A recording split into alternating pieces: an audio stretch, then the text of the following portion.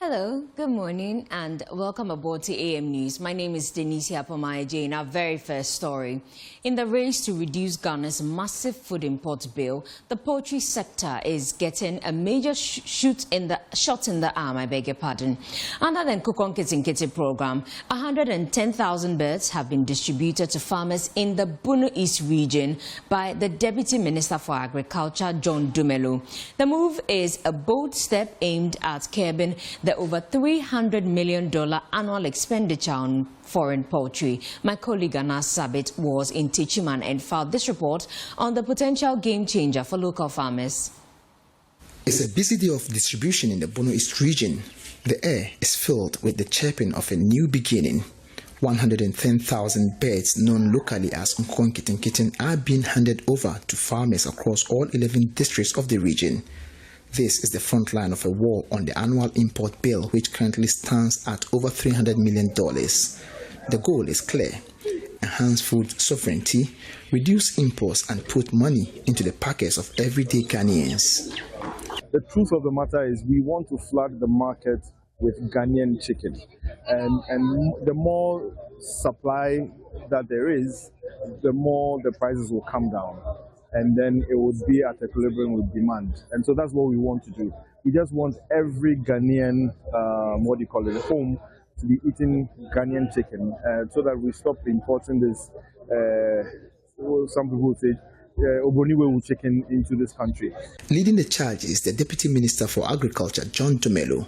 He wasn't just here to hand over the birds, he was here to deliver a message of responsibility. I think the 3 or 4 constituencies that I've toured today, I think it's been good. And I'm just entreating all of them to take very good care of it.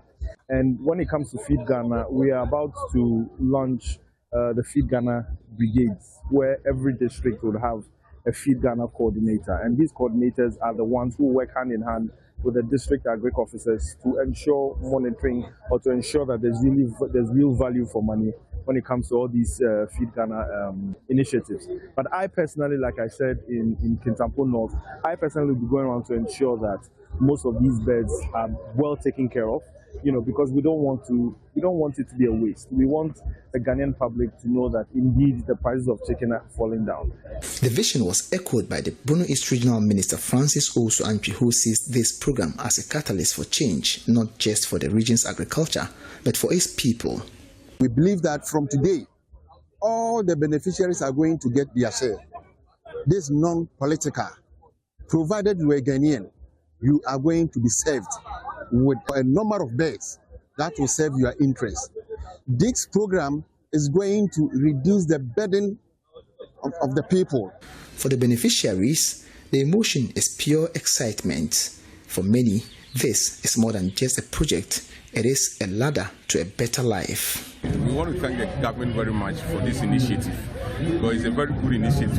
We, the citizens, and especially the farmers, it's going to create a lot of jobs. It's going to serve as food. It will reduce food insecurity in the country. It will give us income. So it's a nice initiative that the government has given to us. And this is just the beginning. Launched by the President John Mahama, the Nkukon Kitinkiti initiative has a bold vision for the nation. The government plans to distribute a total of 3 million birds to 60,000 households across all 276 constituencies. From the Bunu East region today to the rest of Ghana tomorrow, this is a significant step toward reclaiming Ghana's poultry industry and building a future of food self-sufficiency. Reporting for Joy News, Anas Sabit, Tichiman. Now, newly elected MPP flag bearer Dr. Mahmoud Bawumia has called on members of the New Patriotic Party to put aside divisions and forgive one another following the party's internal elections. Speaking at a national Thanksgiving service held in his honor, he acknowledged that hurtful exchanges and tensions emerged during the contest, but said the party had made a good start toward healing. Dr. Bawumia praised efforts by party members who have begun reaching out to one another since the election, noting that unity would not be achieved through silence, but by confronting excesses and choosing to move forward together. This day, as we celebrate and give thanks together, I want to ask all of us from the bottom of my heart to forgive each other for some of the unpalatable things we may have said against one another during this election cycle. I have been encouraged by the efforts I have seen many of you make to reach out to your brothers and sisters after the election. And though I know the exercise of healing isn't completed yet, I believe we have started well, and I commend all patriots for the steps taken so far. I would like to, at this juncture, also thank all church leaders, including all charismatic church leaders, for their support, advice, and constant prayers that contributed significantly to the peace and success of the contest. We are encouraged by the knowledge that going forward, we can continue to count on their constant prayers. What is left of healing and uniting will come by acknowledging where each went too far, telling ourselves the truth, and still choosing to walk together. Let me now take you to the Central Region. The Commander Edina Iguafu Ebre Municipal Health Director Martin Sumani Danko has raised concerns over the escalating land encroachment on several health facilities within the municipality, warning that the situation poses a threat to future expansion plans. Speaking at the 2025 performance review of the Municipal Health Directorate, he described the encroachments as a major risk to quality healthcare delivery in the area and called on government and relevant stakeholders to intervene urgently.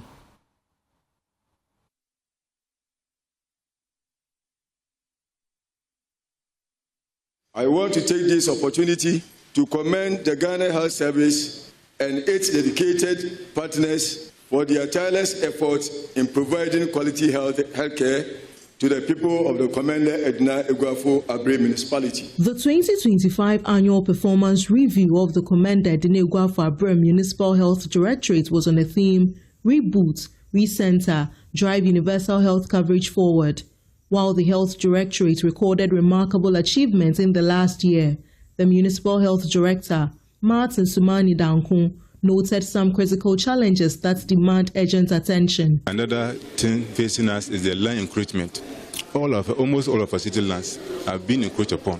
If you go to Ankafo Enclave, which houses the Ankafo Psychiatric Hospital, Ankafo Leprosy and General Hospital, Ankafo Nursing Clinic, all the lands is being encroached upon. It's like I'm serious. They are just coming there to take it.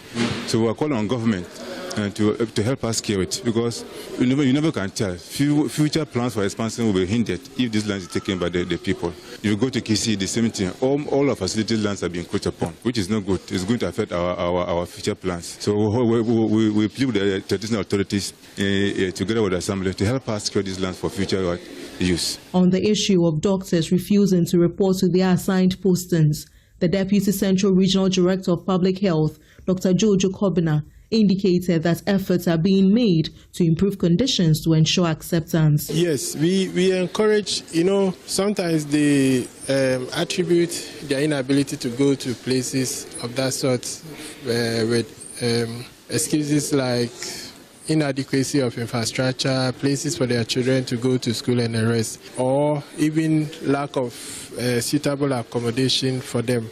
And we've been taking steps together with the municipal and district assemblies to ensure that all these resources are provided to make their stay comfortable. And then hopefully they'll be convinced. Some, we didn't start up with the 19, but some, when we convinced them, they had certain perceptions about the places. So when they went there and actually experienced what was on the ground, they now change their minds to accept their postings. So the Member of Parliament for Commander Edina Iguafu Ebre, Samuel Atamels, expressed support for the Health Directorate and shared a vision of expanding the Elmina Government Hospital to enhance healthcare delivery. So healthcare people, I'm with you. I will do the best that I can to make sure we provide healthcare. And our big polyclinic over here, we need to build it to the level where people don't have to go to Interbeton. Because those who pay with NHIS card, they go and pay over there whilst we have a facility that we can use, and then they will pay, NHIS will pay us. But you can have all these facilities. Those who make these facilities work are the healthcare workers, our nurses and our doctors. I know you sacrifice a lot for us, and I need to let you know that we appreciate it very much. From Elmina, Abigail Lisal-Nkrumah reports for Joy News. Still in the region, an old student of Top Basic School and professor of pharmacy at the Kwame Nkrumah University of Science and Technology, Professor Vivian Boama, has called for a more deliberate and sustained focus on STEM education at the basic school level. Speaking as guest of honor at the school's 40th anniversary Grand Derby, Professor Boama stressed that the impact of academic excellence on national and global development cannot be overstated. She emphasized that Ghana's growth and relevance in an increasingly advancing world must be driven by sustained investment in STEM and innovation. The Long Service Award for teachers who have served over 10 years and 20 years in this great school were also sponsored by lawyer George B. Asari-Afriye and Professor Foster Danso. The 40th anniversary celebration of Top Basic School, which highlighted culture, talent development and academic excellence, was on a theme, 40 years of academic excellence, its impacts on national development. Speaking at the Grand Derby to climax the week-long milestone celebration, the headmistress, Clara Fianco-Nyante, lauded the school's contribution to Ghana's professional landscape and its role in shaping the nation's future. The school's journey is one of resilience, growth, and triumphs. Over 4 decades, we have nurtured, shaped futures, and produced leaders, innovators, and game changers in law, medicine, engineering, academia, and beyond. The alumni are making their mark both locally and globally, and it is a testament to the hard work of pupils, teachers, and stakeholders, both past and current. Dwelling on the theme, the guest of honor and professor of pharmacy at the Kwame Nkrumah University of Science and Technology, Professor Vivian Boama, underscored the need to prioritize STEM education while emphasizing the importance of respect for teachers. Although our teachers were that cool with us, let me use the Gen Z term, they would not spare us when we went wrong. The impact of academic excellence on national development cannot be overemphasized. Inasmuch as the school has produced great human resource, both national and internationally, we cannot rest on our oars. The world is advancing rapidly in areas of science, technology, engineering, mathematics, and innovation. And we need to catch up as the nation grows. The Chifu-Atimokwa District Education Director and guest speaker for the day, Augustine Atakora, commended corporate partners of the school and urged the students to uphold the values of the school. On behalf of Ghana Education Service and the entire district, I express my deepest appreciation to Top Company for your commitment to this noble cause. Your support has made a measurable difference, and history will remember you forever. To our dear students, you are beneficiaries of proud heritage. You carry the banner of a school recognized at the highest level. Uphold its values, protect its reputation, strive for excellence in character and performance. Let your sources, stories continue to impact our nation positively. From Chifu-Atimokwa, Abigail Lisal-Nkrumah reports for Joy News. Let's do business now. The World Bank Group is projecting a 2% decline in global agricultural prices in 2026, a development that could ease food and import costs for Ghana, but also poses risk to cocoa export earnings amid shifting global demand and supply dynamics. Winston Taki has more. The World Bank Group is forecasting a slight decline in global agricultural prices in 2026, with its agricultural price index expected to slip by about 2% Food and agricultural raw material prices are projected to remain broadly stable as global supply keeps pace with demand. However, beverage prices including cocoa and coffee are expected to fall by around 7% as production expands. For Ghana, the outlook presents mixed implications. Lower global fertilizer prices projected to decline by about 5% this year could ease input costs for farmers and support effort to stabilize domestic production. Fertilizer prices surged by 18% in 2025, driven by strong demand, trade restrictions, and production shortfalls. At the same time, softer cocoa prices could weigh on export earnings if not offset by higher production volumes or improved value addition. Meanwhile, the finance minister is expected to announce measures at expediting payment to cocoa farmers as government works to stabilize the sector amid evolving global price conditions. That's it for business. That's it for AM News. For more news, please do log on to myjonline.com. My name is Denisia Pomaije. Enjoy the rest of the show. Welcome back to the AM show. Now, authorities at the Ekropong Special Needs School say the lack of braille paper and essential teaching aids continue to affect student learning, despite periodic donations from individuals and organizations and support from government. On Valentine's Day, some donors stepped in with supplies and support, but management insists more sustained assistance is needed to secure the future of the student. My colleague Stephen Mensah spent a day at the facility and has come through this report.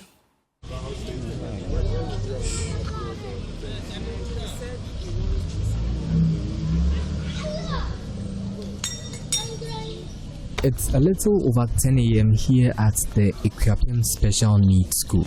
My name is Stephen Mensah, and this time I spent a day in the month of love, Valentine's Day, at the Ekropong School for the Blind. The sun is already high, and the compound is alive with sound. Voices and movement. This is a special school. I meet Joseph Sow, a caregiver and teacher who has spent years working with the children. Disability is often described as not inability. That phrase feels less like a slogan and more like a lived reality. The school is just like the basic schools we see in Ghana. And we also run the same curriculum as they also do. So we have from kindergarten to JHS free. It's a government institution.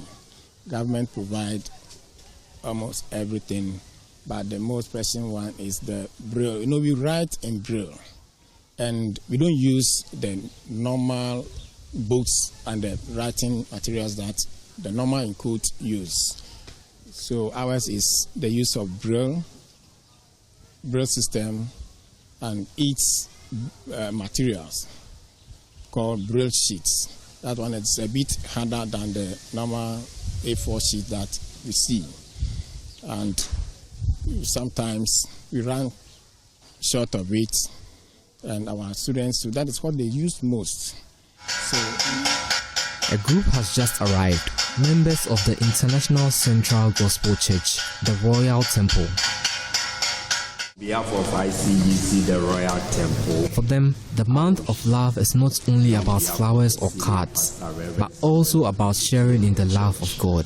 We present this to you in the name of the Father, the Son, and the Holy Spirit. We've realized that people living with disability actually need a lot of support and help and love as well. So then we said, why not? Why not come here and show the love of Christ to them, celebrate Valentine's Day with them? That's why we actually came on the 14th to express this love, knowing that we've got scarce resources. So the church has come in to support what the government and other individuals are also doing. And we take pride in it because in ICGC we say we are raising leaders, shaping visions and influencing society through Christ. So this is part of the reason we are doing what we're doing today. So we've actually come here with essential needs. And then it's ranging from toiletries to beauty products to sanitary towels to kitchen and table napkins to bags of rice and a whole lot. So those essential things that people need for everyday living are what we've decided to come together to present to them. And if you look at it, it's over 50,000 Ghana cedis. And we are happy to present it and more even after now. What I'd like to say is that ICGC always stands on the mandate to impact our community. And what we are doing today is what we actually preach. So if you're out there and you're still considering how to share love, remember what the Bible said. When I was sick, you came to visit me. When I had no food, you gave me food. And when I had no shelter, you gave me a place to stay. So choose an aspect of the love of Christ and express it to the entire community. If I'm blind. Among the visitors is Reverend Chris Odai, a father of 4. This will be his first time stepping into the Equiapem School for the Blind with this group. My coming here made me know that yes, even without vision, somebody cares, because God will cause somebody to think about you. Watching the children navigate the world without sight has reshaped how he sees his own life. I thought of, if I'm blind, I don't have vision, what do I do? I catch up with Mr. Joseph Su once again. The school requires more learning materials, sustained support. There to also, at the end of the period, they also have some skills that they go out to also do something to earn a living. And what we train them in is soap preparation, that's liquid soap preparation, and the cake soap preparation. We also train them in basket weaving, doormat weaving, and also pastries. We train them how to prepare pastries too. So we are most grateful to you for paying this visit to us. The donations are welcome, deeply appreciated. But he says the needs here stretch far beyond today. Appreciate it, and it's going to help us, especially our students, to enhance them in their academic work here. And also, we as Oliver always say, we need more. They may not see the world the way most of us do, but they move through it determined. I am Stephen Mensah. Join me. Good morning. Good morning. Let's do some cocoa issues now. And tension is running high in Wenchi. As Antachim South, as cocoa farmers voice frustration over delayed payments and a reduction in producer prices. Despite government assurances of immediate payment and reforms, farmers say the adjustment leave them struggling to make ends meet, threatening livelihood and dampening confidence in the sector. My colleague Jacqueline Ansumaya reports from Wenchi. After months of unpaid cocoa beans and mounting pressure from farmers, the government announced an emergency intervention during the week, directing Cocoa Board to settle arrears and introduce new reforms to stabilize the sector. But here in Wenchi, in the Asante Achim South District, this announcement has not brought relief to the farmers, according to them. Well, instead, these farmers say that this new price has rather deepened their frustration. First, no call here for 1 crown. No more piano pine, then for common day. There be a school or school. Yeah, free cocoa. No one at all. If you was in a piano day, Eka. I want to find some mammy. How the idea is some dinner for community day. Any. See, I would just want to serve me. Very many. But in my cry, I have a sacrum day at my way, but that's how I'm that walk on. Who shall I not put for one? Would you get I am man, say, man, I didn't go to school. I don't want to so, first, no crowd go for a boy and idea. Or Juska, a should have from Alpha, a boy, I have touch way, focus this way. A new part from 500,000. Just in this project, a Babylon. I will, my sister, I will hope I know myself. Yeni abro yeni kashe koko mu. Say, oh my mama koko ni mu. Ya mama bu. Tiye say ya pressure kwa. Only the office kana I don't want to for the no find am I because I boy. No boy. Yeni nyi ho. Ma also ye farmer, we pa chopa. Na also ojin scanner ya te hoso no. Dabi, eye me ya papa. Mahama. Ye koko nya sa me je okura me nyini ya kura me nya mfie duosia nkono. Me ma me ne papa wo me nya 69 years. Me nti bi wi ase da say koko buo ya te so da. Wo mampani bi abesiso no o sa ka say koko buo no wo te so.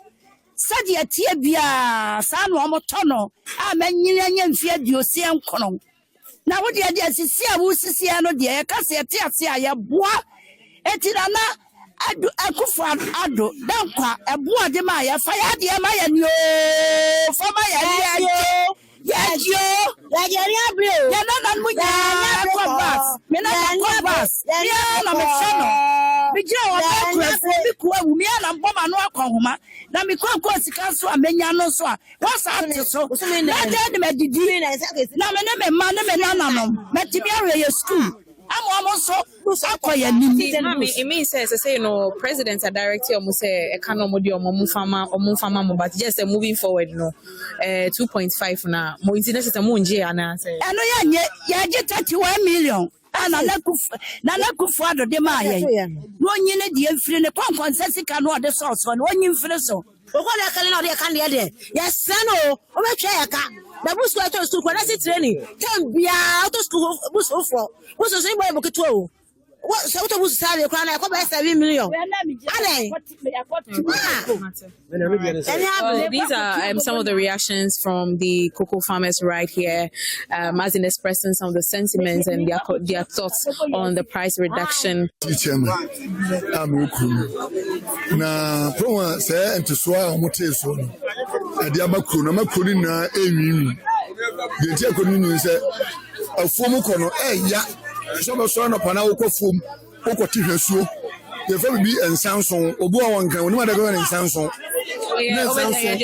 ensanson wo kofom a e kan wo a se wan ko dwale a untimi en tele ko dwale e wo fom na we na ati no na ko obo na wate so fum be 11 million no e too much ti e be sere aban se o de ne de na o de to so ne de o de obetimi ayi ne de no na dada no a e wo ho no an de to ne de o me mi tell no sa e mai na ha akuafo e ha wo fo de kokko adwuma na kokko adwuma no mintimi hu se ne mpanimfo no o munnim kokko ho adwuma ya enne me kakra me mesua no me ka ne ne ama na hu se kokko na ye no ansa na bag ba ko be free ha abedu nkran no na nya sanketo akra kokko dua na si ho no ya kusu aye bibia wie no ya tin 1111.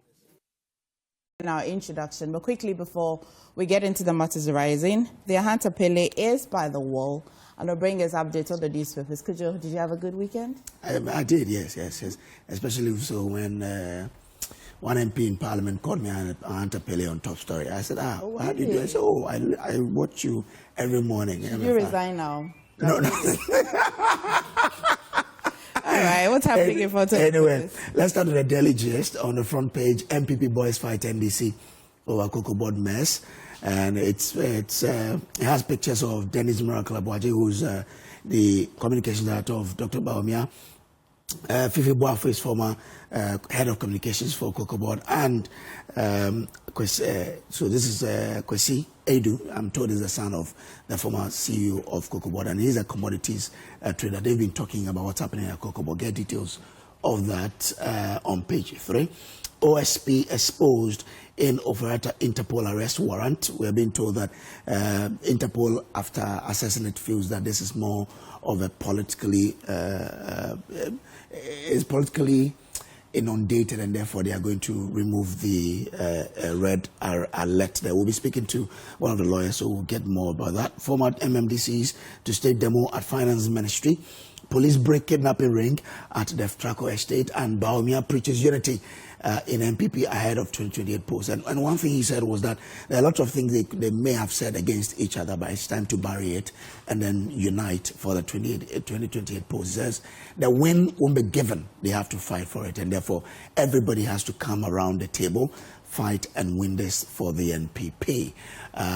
Publisher Baumia urges forgiveness ahead of 2028, so everybody should forgive each other, come together and unite so that the party can win 2028. That's what the former vice president is saying. Cocoa farmers blast Mahama over price cut, and I'm sure you saw that video that we're playing there. Some of them very, very unhappy with the decision to cut prices. They said that is unprecedented. It has never happened before.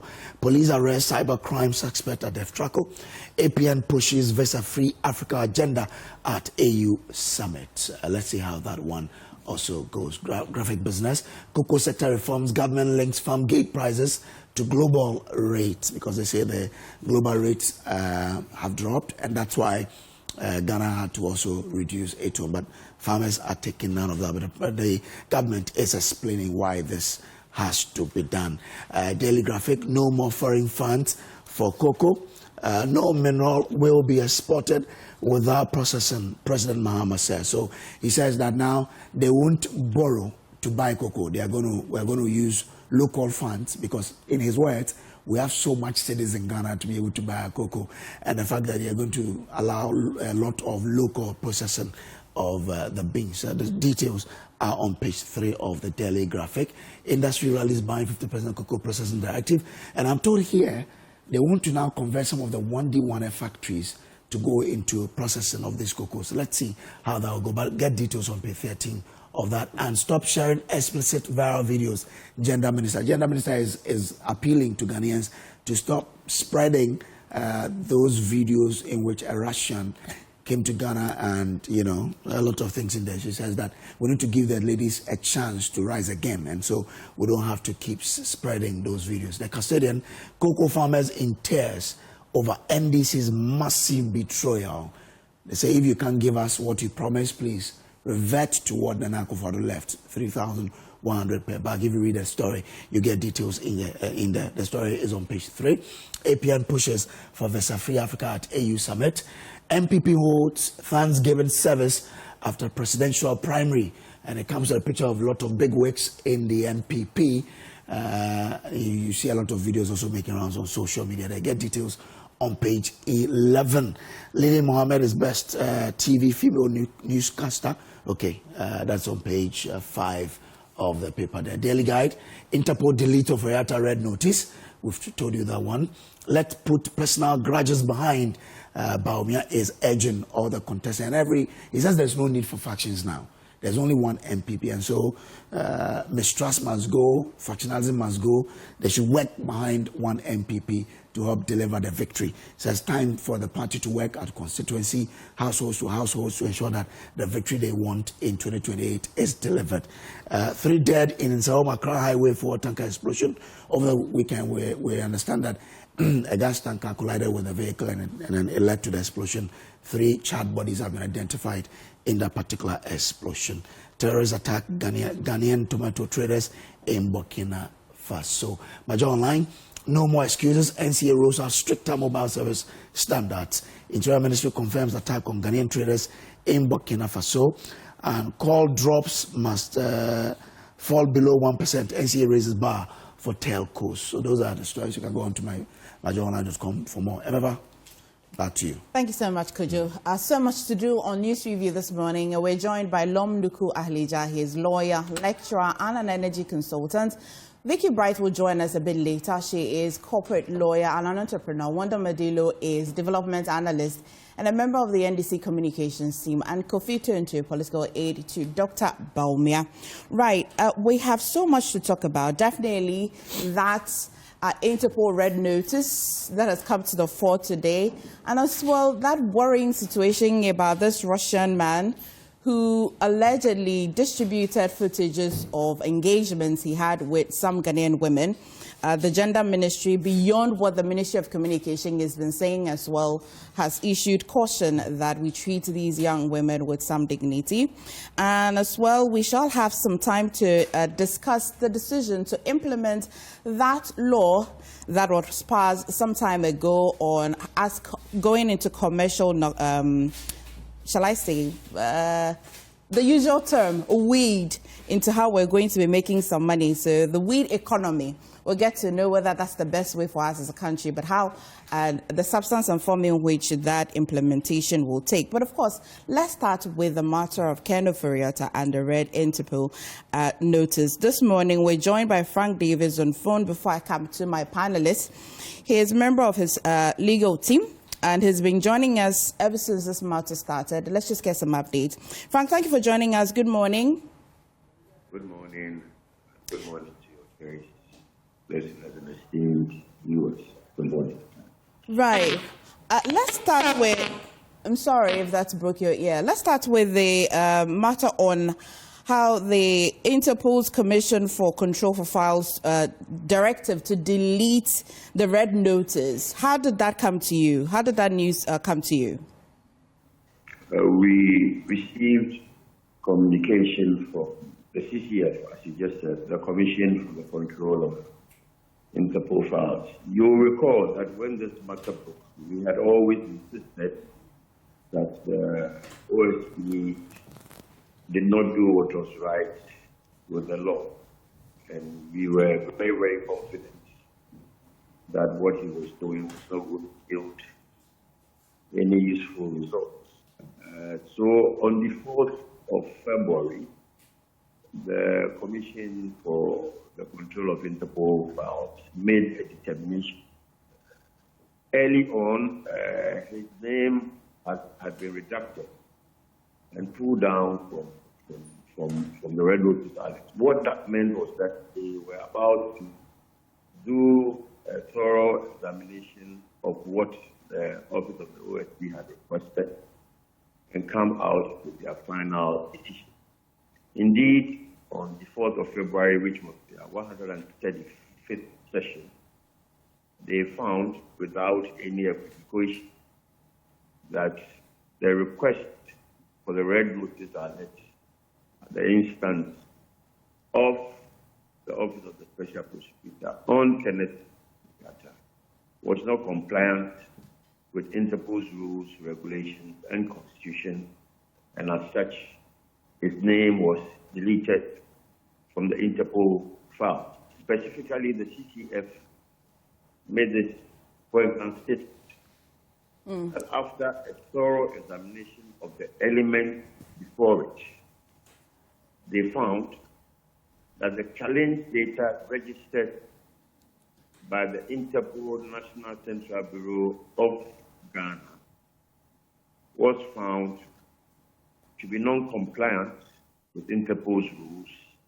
and as such, Keno Furiata's name should be deleted from the Interpol information system. As simple as that. We are reassured that all along we have been speaking exactly what the Interpol has determined. Okay. The press release, I have cited a press release by the Office of the Special Prosecutor.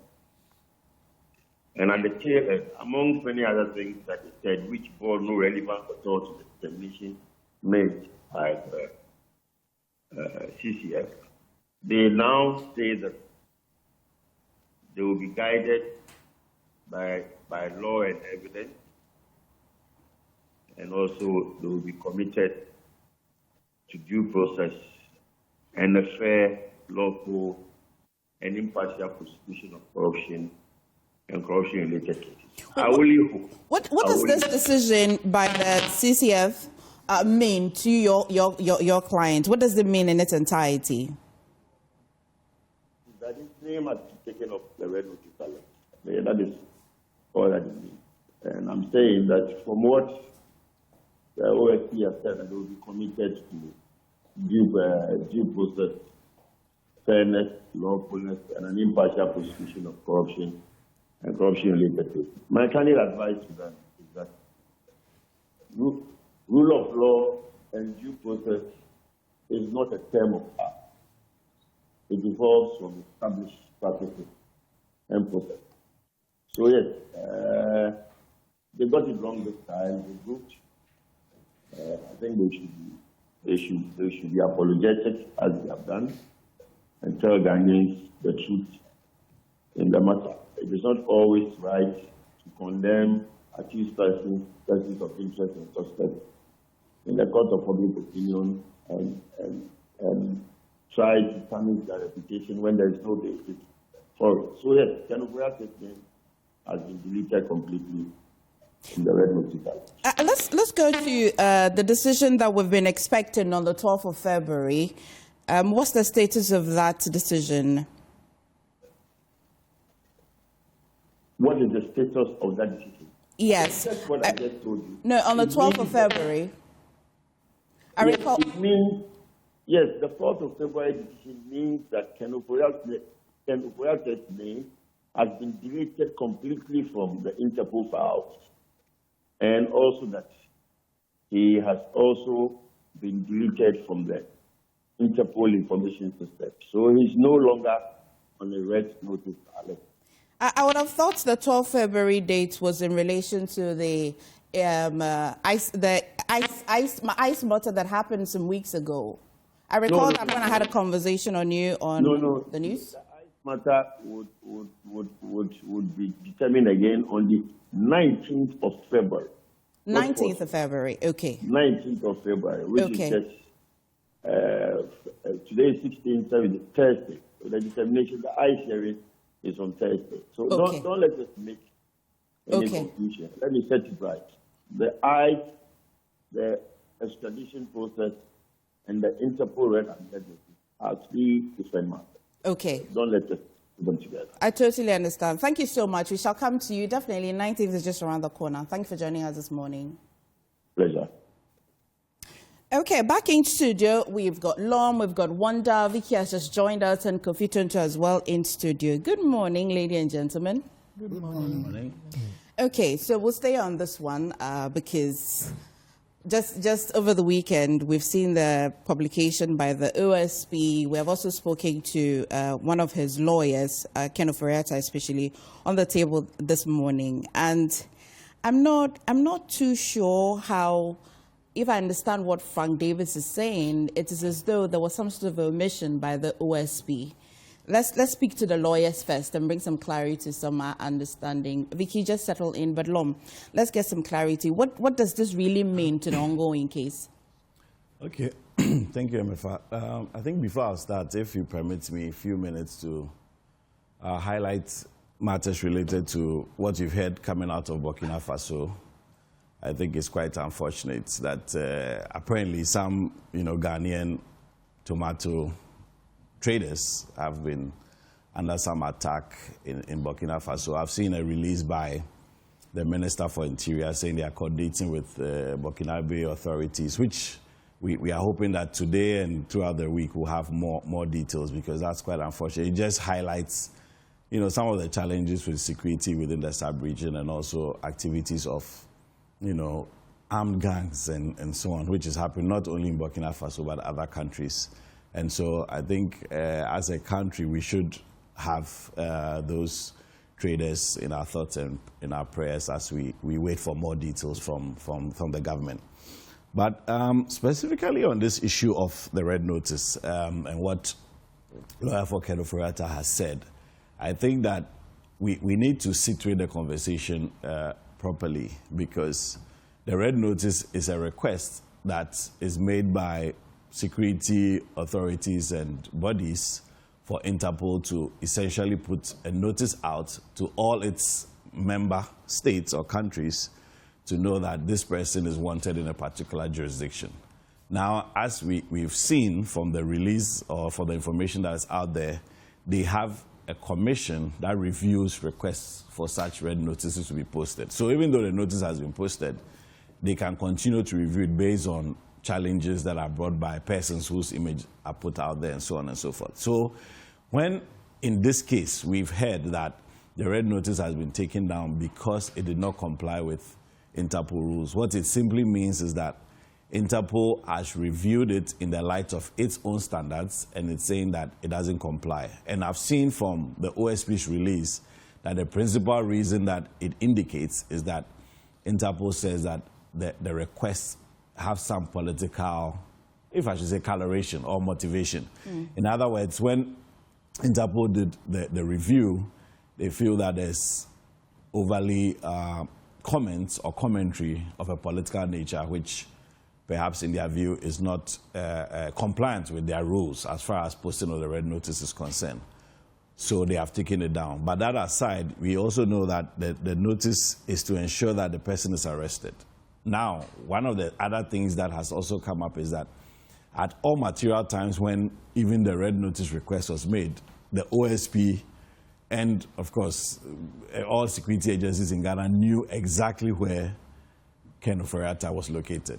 He was in the United States at that point. So, in fact, the request to the whole world, if I should put it, through Interpol, would have probably only covered if he moved out to the U.S. But so long as he was in the U.S. and that was already known, it was coming anyway. Yes, and also it was coming anyway. And also what it means is that the need for that global notice may have been undermined because he already was known to be in the United States. It's only that perhaps they hadn't triggered other processes for his arrest.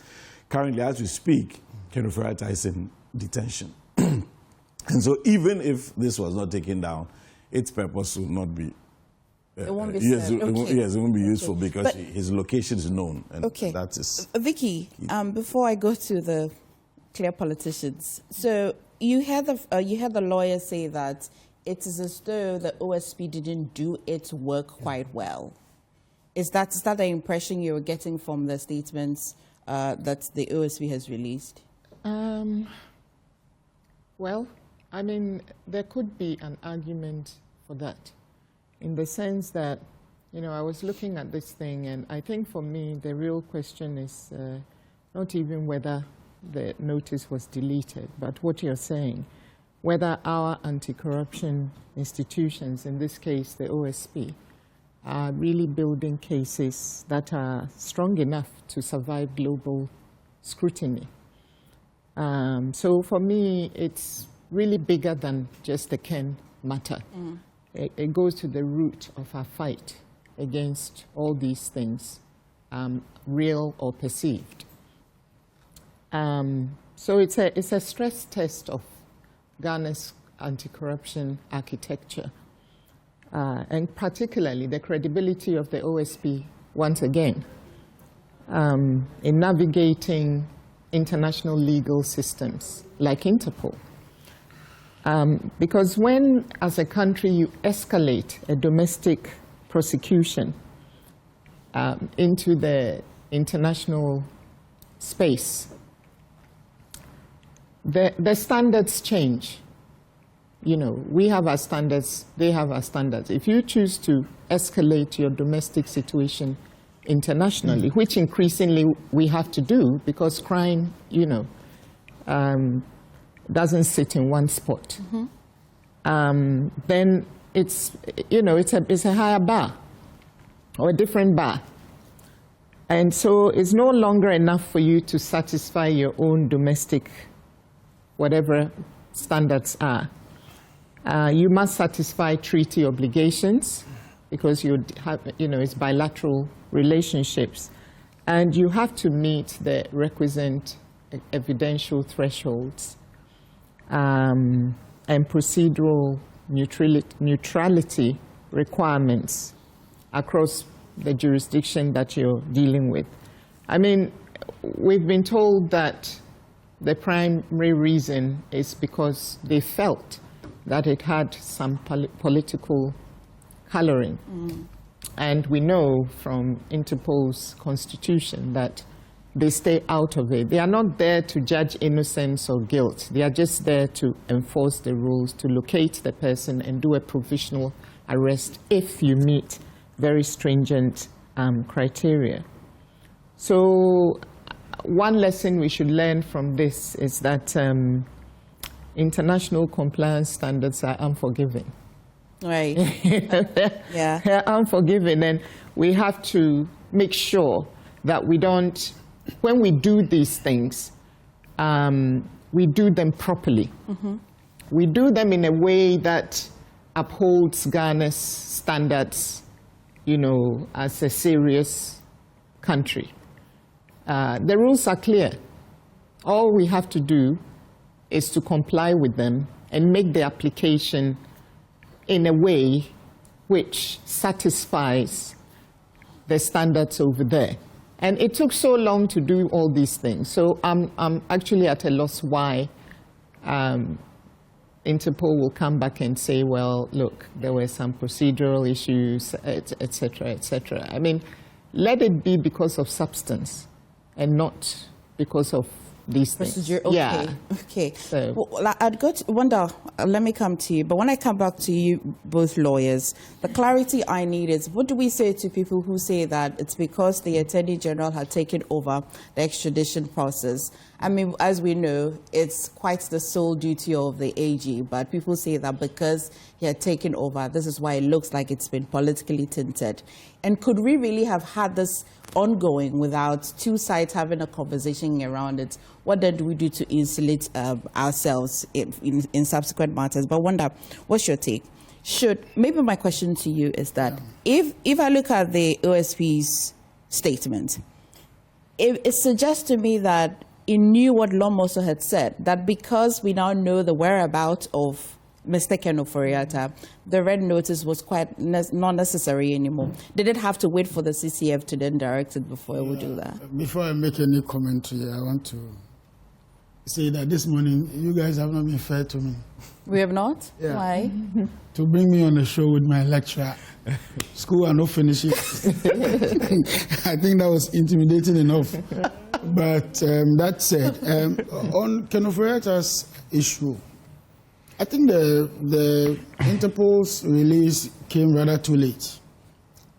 For me, it's of no consequence to the current issues before the court. Why the basic understanding why an Interpol red notice is issued is to locate and arrest. Period. Mm-hmm. Locate where the person is and arrest. At the current instance, we know where Ken is. Mm-hmm. He's already even been arrested. Call it, you know, at a detention center or whatever sort. And so it's coming in rather too late. If in the US we didn't have this situation where he's already under some monitoring already or at a detention center, then this would have served a very good purpose for all of us, and to say that the OSP did not do a good job. But for me, I think it doesn't affect the case in any way. Interpol was not a court to try anybody. It was only to locate and, you know, move you back to your jurisdiction to retry it. And therefore, if all that is out of the way now and the man is already in custody, as it were, what's the fuss about it? I don't even see. Can we spare why could we stretch us by sparing the OSP, because of course what ICE was doing is very different from what the OSP was pursuing. Whatever it is, what the basic reason for which the OSP was doing what they were doing was to bring him to the jurisdiction. Is that not it? So if by some stroke of good luck or whatever, call it whatever, the man has been arrested and he's undergoing some trials, and the case has been brought before the judge, and the judge is asking for some other details to proceed. I don't think that we should be too excited about the OSP has failed, and I'm worried for the people who say the OSP has failed. These are people who appointed this OSP and told us all manner of nice things, and that he was better than Amidu, right? And that he was good, he was a lawyer per excellence. We agree, yes. You can be a good lawyer in one case, and in the following case, they say you are a bad lawyer. So this business about trying to stain the OSP is what worries me. And we're not going to allow that to happen, because, you see, our institutions will definitely go through some of these challenges. Okay. I mean, where you go to case. I mean, the renowned lawyers you see around this case. So it's a challenge, but we should pardon it. Yeah, we don't have to waste our time too much on this issue. Yeah, I don't think it's I don't think it's so much a failure of the whole institution of the OSP failing. But I think that where there are issues, we have to highlight them so we can improve. Okay. And also, you know, I don't see anything wrong with the first step that they took, because at the time, they weren't even sure that he was in the U.S. But he told them he was headed to the US. He told them he was in the U.S., but they were not actually 100% sure. And also, they didn't know that his visa had expired, and all those things that were revealed later were not known at the time. So I think it was in order that they did that. But once ICE detained him, he had been located. So at that point, they should have withdrawn it or abandoned the process. Okay. That's what I think. So yeah, my point well made, and therefore I think we're wasting too much time. I mean, sorry to say that on this business about OSP having failed, they didn't comply to due notice and all that. I think it's neither here nor there. What is critical for us as Ghanaians is that our anti-corruption institutions should be up and doing. In fact, we actually need their support, or they need our support more than ever. If we have lawyers in this country who think they can help the OSP to prosecute their case, why stand aloof? Why stand away? And then when he fails to come on air to celebrate his failure, why don't you join? Why don't you offer your widow's mite as a citizen in helping him to, you know, unravel some of these issues? Unfortunately, we have politicized this whole process. And this whole thing about politics coming into it is because we ourselves as Ghanaians did this. Because people were even demonstrating in the U.S. and all that. Yeah. In fact, we made that to look political. Yes. How did crime of corruption become a political issue? I was worried about that. When I saw all that, I knew that it was going to affect. In terms of commentaries around his job or the commentaries, there was a demonstration in the U.S. asking that he should be released and sent to Ghana and all that. And the orchestrated. Yes. The embassy here even. Okay. You know, so I think that's where maybe we blurred the lines between what crime is and what political, you know, intimidation or what's the other word? Intimidation or persecution, they call it is. So I don't think. Let me hear Kofi. When I go around the table again, I already gave a question to Lom. And the back of this is that many say that the OSP is not very independent. And so when we invite the Attorney General, this by default an extension of political coloration anyway. That's what we've just talked about. But let me hear Kofi first.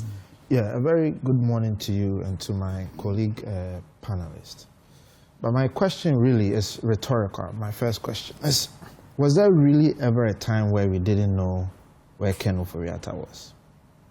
Ken Ofori-Atta wrote a letter to the Chief of Staff that he was traveling to the United States to seek medical help. We all knew where Ken Ofori-Atta was, to the extent that we even found out which hospital he was in. So we're from this argument that they weren't sure where he was and, you know, they were trying to be sure. Even at the time that the OSP was engaging his lawyers, they told him.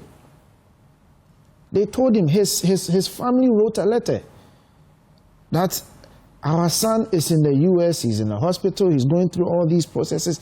Everything was clear. There was never a time where we didn't know where Ken Ofori-Atta was. What are we saying? Even when he went to London and came back to the US, he made it public. He went to London and came back? Yeah, at the time. Was that public? No. Yeah, the family wrote. The family wrote. What is? I mean, I didn't report it as a journalist. Yeah, it was not public. I'm saying that the family wrote a letter. Don't you recall the several times the family wrote letters? No, but there was a gap. Please, can I speak? All of you have had the chance to speak. The point I am making to you is it was not ever in doubt where Ken Ofori-Atta was. Nobody can tell me that they ever doubted where Ken Ofori-Atta was. Why are we creating the impression that we didn't know? The guy didn't feel well. He went to the US. He wrote to the Chief of Staff. The question was, please return on the date you promised you are going to return. And then he came back and said, I am not done with the procedure. And then the OSP said, look, I'm giving you an extension to this date. Come back. Was that not the case? Have we forgotten the engagement between the OSP and his lawyers as to when he should come back versus when he said he was going to come back? Then what? Then he, of course. And then the argument became, do we proceed to try him, what's the term for it? In absentia. Yeah. So let's try and recollect what transpired. Let's try and recollect what transpired. So the question of where he was never in doubt. Even a child knew Ken Ofori-Atta was in the USA, even to the extent that they mentioned the hospital he was in Rochester, New York. So where from this we weren't so sure, and so for me that was the first blunder. There was no need to go the route the OSP went. Then number two, the issue about politicization. My brother, the politicization of corruption-related cases, especially in this time, started with oral. We were here when a president-elect, without any powers, constituted a body to begin, quote-unquote, the processes of prosecuting people or investigating people or whatever. That is where the whole politicization started, to the extent that they put out an amount of how much they are going to retrieve from people. How many times did people warn the Attorney General? You read the statement, or I'm sure you are going to read the statement from the OSP. He references utterances by the Ministry of Justice in the OSP's own statement. So politicization started with the party in power. They made utterances to the extent that people warned the Attorney General, please stop the media trial. But you have just referenced really the Ministry of Justice, but the statement as well references both. It says former and current government. That's okay. But we as a former government or appointees of former government, we had a right to respond if people are making commentaries. Don't we have a right to respond? Once oral is out there making accusations, of course we'll come back and respond. So certainly we will also make commentary, and it further entrenches the whole political aspect of the debate. But if the government had just allowed the processes to go through without the politicization, look, we had a point where the Attorney General even stated publicly that there was too much political pressure on him. So let's not make this complicated. The issues are twofold. One, the OSP needless show of bravado. I am going to punish you. I am going to put your name on the red list as whatever I will do to put your name on it, I will put your name on it. Just to tarnish your image, just to punish you. But you see the comment about, oh, you know, it's just procedural, he's been detained, so putting out the statement that he's been removed and all of that, it doesn't really change much. It changes something. Because you see, when you put someone's name on the red list, it's a question of credibility as well. It's a question of credibility as well. So Interpol will come out and say, per our decision, this person does not deserve to be on the red list. It's a way of also restoring the credibility of that individual. So let's not say it does. It means something. That is why there's a whole commission to go through the processes. If the person doesn't have to be there, that is why there are rules, stringent rules that must be met. So if the person is not deserving of being on the list, they will do the right thing by removing the person. So at least the person regains their credibility back. So look, if we want to really fight corruption in this country, we need to stop the needless politicization of it. Okay. We are here expecting Wanda and his political party to retrieve $21 billion. That is our expectation of Oral, to retrieve $21 billion.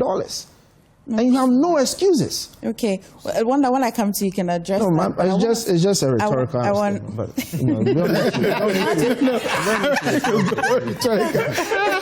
imagine that current government says that some of the things they also said were rhetorical. No, I'm saying that to him, I'm not expecting him to respond to me. Let's just, but I hope not. I hope. No, I have to respond. Respond to what? Okay, Kofi. I have to respond. You have brought again to the table some of the questions I also want answers for, right? That could we have gone through this process genuinely with the Attorney General, who is, if I understand, the sole person who is in charge of extradition in this country, without it being politically colored? Absolutely, because every extradition goes through that process. When, for example, recent arrests related to cyber crime and so on, the repatriation of Kofi Boateng and all those different people, even the recent one that has come in relation to Poultry and so on. Extraditions are going on all the time. It happens. There's nothing strange about it. And the reason why the Attorney General is part of that process is because by the Extradition Act, it is the Attorney General that is a designated minister. Almost every statute stipulates who the designated minister is, which minister is responsible for that particular statute. And so in Ghana, there's no way you can do an extradition if you don't go to the Attorney General. And like I said, we've been doing this for decades, actually. So there's nothing strange. In fact, the OSP itself issued a statement, and of course, they've also explained this variously to the media, that they had to write through the Chief of Staff so that the Attorney General will take over the process, because the OSP by itself cannot do extradition. It cannot. In fact, extradition, even though it's a legal matter, is also a political and diplomatic matter, which means that on the U.S. side, in this specific case, if the request is not coming from a minister of state from Ghana, it will not even be recognized. So assuming OSP decided to even send the request for extradition to the U.S., it will not be complied with, because by law and by international conventions, it is only a minister of state designated to be in charge of extradition who can do so. So OSP requested the Attorney General to do so. And that is the proper thing to do. So it doesn't make it political. If I understand, you see, I haven't seen the actual commission determination. I've seen the OSP statement, and they've quoted portions of it. So from what I've seen from the OSP statement, they are saying that one of the things that the commission looks at for, according to its rules, is whether there's politicization around the particular request for the red notice. And according to their determination, there is. So if I cast my mind back and I look at what has happened since that was done, because this red notice request went in June 2025, last year.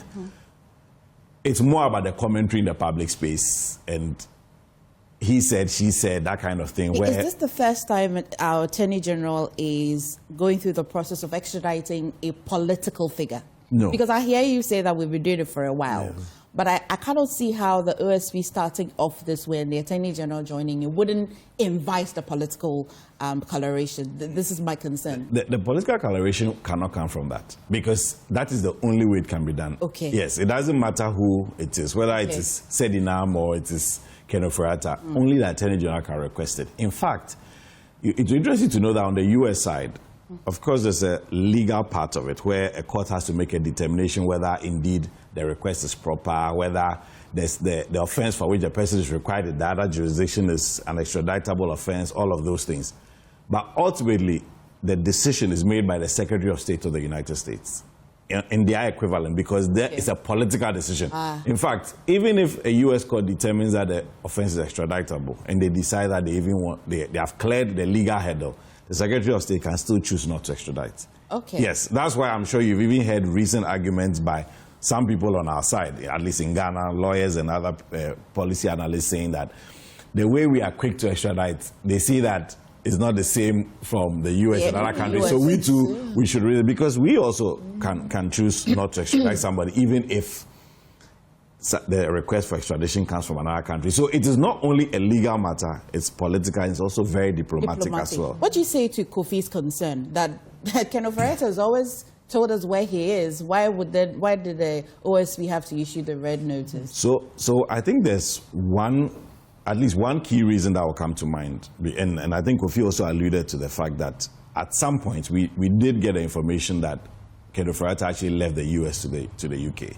What if we didn't get that information? What if he went to a non-extraditable country, for example? Which means that it is always possible that even though he was known to be in the US at the time when the OSP was requesting his presence, they were doing a back and forth with the lawyers, he could at any point move to another country. There's no reason why he should remain in the US. It's not only in the US that he could get, for example, the medical care that he was getting. And so the red notice, as I said, is a request that essentially Interpol, when they put on their website, notifies all countries that are members of it that this person is wanted in Ghana. So assuming he also doesn't have the power to extradite. So when he issues the red notice, the Attorney General will then have to be part of the process. Not so, because the Interpol actually does not arrest anybody. Interpol itself, what they are doing is essentially to notify other countries and their security agencies to do the arrest when that person enters their jurisdiction. But Attorney General triggering the extradition process is not about Interpol. That's a direct bilateral thing. They are sending the request specific to a country where they know the person is. So in this case, we know that Oforiatta is in the US. So the request for extradition is going from the government of Ghana through the Attorney General to the United, the US. But another thing. You see, all this while, did we know that while Ken wrote to the OSP asking for time, he was busy looking for visa extensions? Did you know all that? No, we didn't know all that until... Make that public? Yeah, but the question is, you had written to the OSP. First of all, when you were traveling, you wrote that you were traveling. You're coming at a certain date. You didn't show up. The OSP wrote to you. You wrote back that you can't come at a certain date, so give me time. The OSP gave you time. When that time was up, no word, nothing. Are you sure there was no word? There was no word. That's what the OSP said. There were legal correspondence. Then that's where the correspondence started, and then he said he could do via Zoom or whatever. So for a criminal proceedings, nobody will allow you in any jurisdiction to do Zoom or whatever call, and nobody could represent you even when the law enforcement agencies call for you. You have to be there yourself. It's not a civil matter for you to decide that, okay, I'm sending my lawyer, I speak to my lawyer and everything is fine. They needed his presence. So all this business about politicization did not start with the OSP, neither the Attorney General. It started with Ken himself. When you start writing, he wrote a first article where he categorically said that he has been persecuted or is being persecuted by political elements and all that and all that. That's where the whole thing started. And they took it as a crusade. In fact, the MPP went on their own and made commentaries that politicized this whole thing. We do know that for a politician who has been involved in some alleged corruption practices, it will definitely be politicized. But to what extent? And at what point? But the OSP cites the Ministry of Justice as well. That's commentaries from that as well. So can account. Also, yeah, but the Attorney General was responding to comments in the public domain. But wouldn't he respond knowing that he can be cited for politicizing the matter? No, where politicizing means what? The man is playing his role.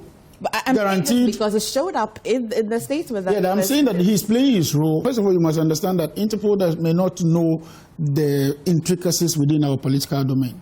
Any case that is a political matter going to Interpol will definitely be politicized. The person in question is a political figure. And therefore, this business about, oh, we have politicized, that's why, it doesn't destroy the case. The case is that the man has been named in some corruption, alleged corruption practices.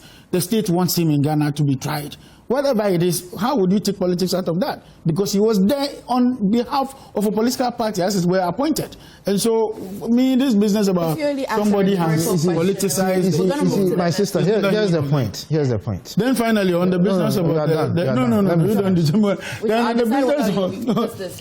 on his business about we recouping 21 billion and whatever. All right, when we it is this but it's this conduct. It is this conduct, this thinking that everything that the AG or the OSP goes after is political is the reason why some of these things are happening. When you you take politics out of the process, we can make good progress. It's a good place to learn. You see, Kofi, you want to? You see, my sister. Are you also responding? You see, there are we have evidence and history in this country. We were in this country when a supposed national security operative went to the house of Ken Oforiatta with a gun. No. What is no? Did that happen or not? Is this the first time any security agency Look. You forgot what you did to many others. Madam Bright said something. This is why we're here today. No, Madam Bright said something that was very instructive. That when you go onto the international scenes, the rules are very strict and the standards are very high. We agree. Once you engage, we can engage in our usual banter. But once you go at the international level, they don't care about the banter you and I engage in. They will make sure you go by the standard. The standard is that you go into somebody's house with a gun. Basically, politicizing the whole issue. When you get there, they don't care NBC did it to you or MPP did it to you. But that's not what I'm saying. No, but that's what you are saying. No, you are claiming that we went there. Then please, let me wrap up my point. Let me wrap up my point. My point is that it is factual that from beginning, ab initio, you politicized the corruption fight, which already it is clear that you are failing because the government of Ghana was not after Ken. It was. I'll let Vicky have the last bite. I'm not even done with my bite. Because both of you are taking. Okay, no problem. It's not on the day. You know, corruption by nature involves some kind of politics a lot of the time, because you are inevitably talking about a public figure who has allegedly embezzled some funds belonging to the state. You're a gatekeeper or a trustee or a custodian of assets belonging to the state, and you are alleged to have touched those assets in one way or the other. So the very essence of it is political. It's when that whole thing goes to a different level or shifts into a different gear, that you then have these kinds of issues. So the whole thing could have been done in a way which would not have triggered this. But as we are all saying, be that as it may, at the point where his location was known, it should have at least been dropped at that point. But I still am saying that at the time that the OSP issued the notice, I don't see anything wrong with that, because yes, we did know where Ken was because he told us, but there was a point in time where there was a bit of a gray area where we didn't know, you know, and also he has visas. I mean, he's not stuck in the US. Yeah. He has other visas in his passport and he can apply for other visas. I mean, he was a free man. So I don't think there's anything wrong with Vicky, that. I'll stay with you and let's go to this very worrying matter. And you know what? As a woman, I cringe to even want to have this conversation, because there's no way you'd have a conversation without inviting the areas which we are avoiding or the areas which the gender ministry is actually cautioning us on. But I am certain you followed that conversation on a Russian national coming to Ghana and having some businesses with women in Ghana. I don't know why the two men are laughing. Yeah, that's some businesses. It's a serious matter. It's a serious issue. Let's talk about it generally before we even get into the legalities of that comment by the communications minister. How does this, Vicky, what can you say about this, really? I mean, I don't even know where to start with this, because as a woman, I'm totally scandalized by the whole matter. It touches, you know, the dignity of these women. In fact, it touches several things: dignity, consent, cross-border enforcement, and how Ghana ultimately handles digital sexual exploitation, which is what this is. I'm happy that both ministries are treating this with the seriousness it deserves. So we need to be clear on this. Non-consensual recording and distribution of intimate images, and it's referred in some jurisdictions as revenge porn, or, you know, image-based sexual abuse. It is a form of sexual abuse, and it's a criminal offense under Ghanaian law. You know, if you consent to intimacy, you know, consent to intimacy is not consent to recording. And consent to recording is not consent to distribution. You know, and one has to be clear about this. So to me, what is at stake here is whether our digital safety framework, as Ghanaians can protect Ghanaian women in these kinds of situations, especially where it crosses our borders. And these days, that crossing of the border can even be instantaneous. You know, it can be in real time. So if we are really serious about protecting women, children sometimes, thankfully, in this case, there was no underage woman involved. Okay. It doesn't make the situation any better, but at least there was no child involved. Then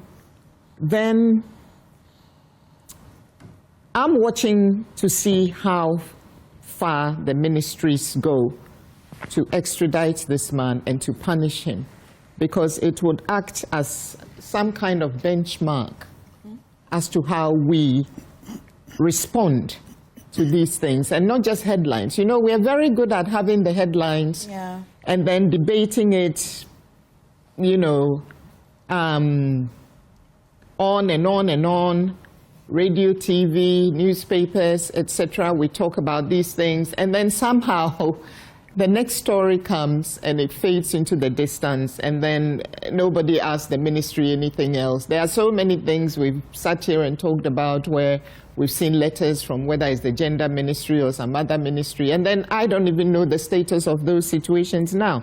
Now, what this guy has done actually has broken quite a number of laws in this country. You know, not just laws under the Cybersecurity Act, we have the Electronic Transactions Act, and the Constitution.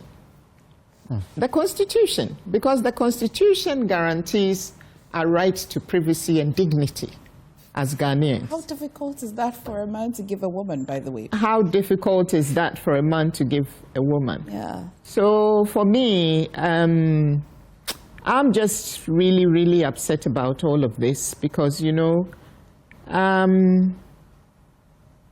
it's just not. It's just not. Breathe on it and let me. Yeah, it's shocking. And sorry, and also the fact that I'm just always shocked as to how people think they can come here and just commit crimes and get away with it. Things that they wouldn't do in their own countries. Would he do that to a Russian woman in Russia? Or would he even go to the UK and do that to an English woman? Or the US and do that to an American lady, or Germany or France or anywhere? Why is it that time and time again, some foreign nationals feel, and this applies in the Galamsey field as well, that they can come to this country and not respect our laws and trample all over the dignity of Ghanaian nationals over and over again, and feel it's okay and just get away with it. It's just another day.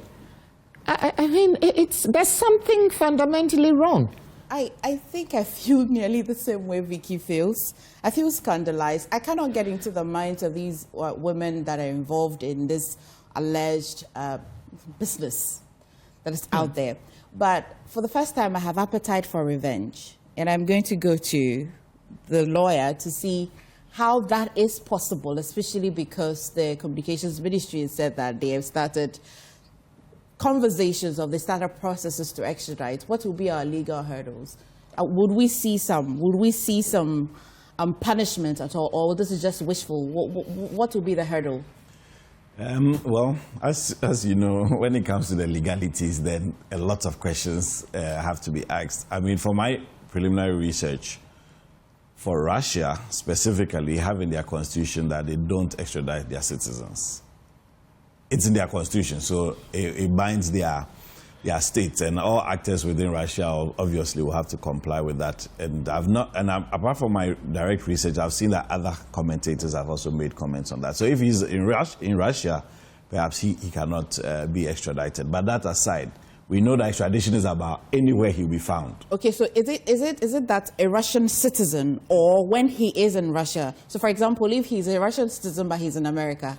Exactly. The reason I'm saying that, so extradition and the processes can be triggered through other means. Like, for example, the red notice we've been talking about in Ken Oforiatta's case. If, for example, we have a red notice issued out for the gentleman, if he travels out of Russia to a country where he could be arrested. He may be arrested and may be extradited so long as we go through the processes, just as we've talked about. So for Russia, that's the challenge. But beyond Russia, he could go to any other country. The same way he came to Ghana, I'm sure he's been going to other countries and doing the same thing. And that is critical, because recently I also read similar story.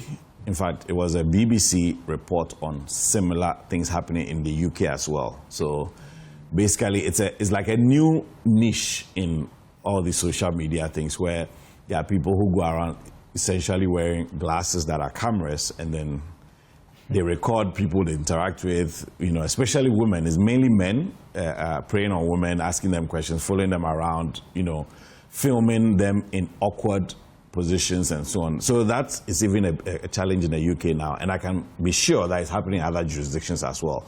And so we all need to be, let's say, on the lookout. As Vicky said, sometimes there's also the impression that perhaps countries like Ghana, things are lax, you can come here and do whatever you want and so on. So obviously there's some aspect of this that revolves around education as well, so that people know, how to conduct themselves and so on. Because when I was watching some of the videos, one of the questions that came to mind was, perhaps, was this gentleman able to get away with so much because he was just a foreigner, or he was a quote-unquote a white man?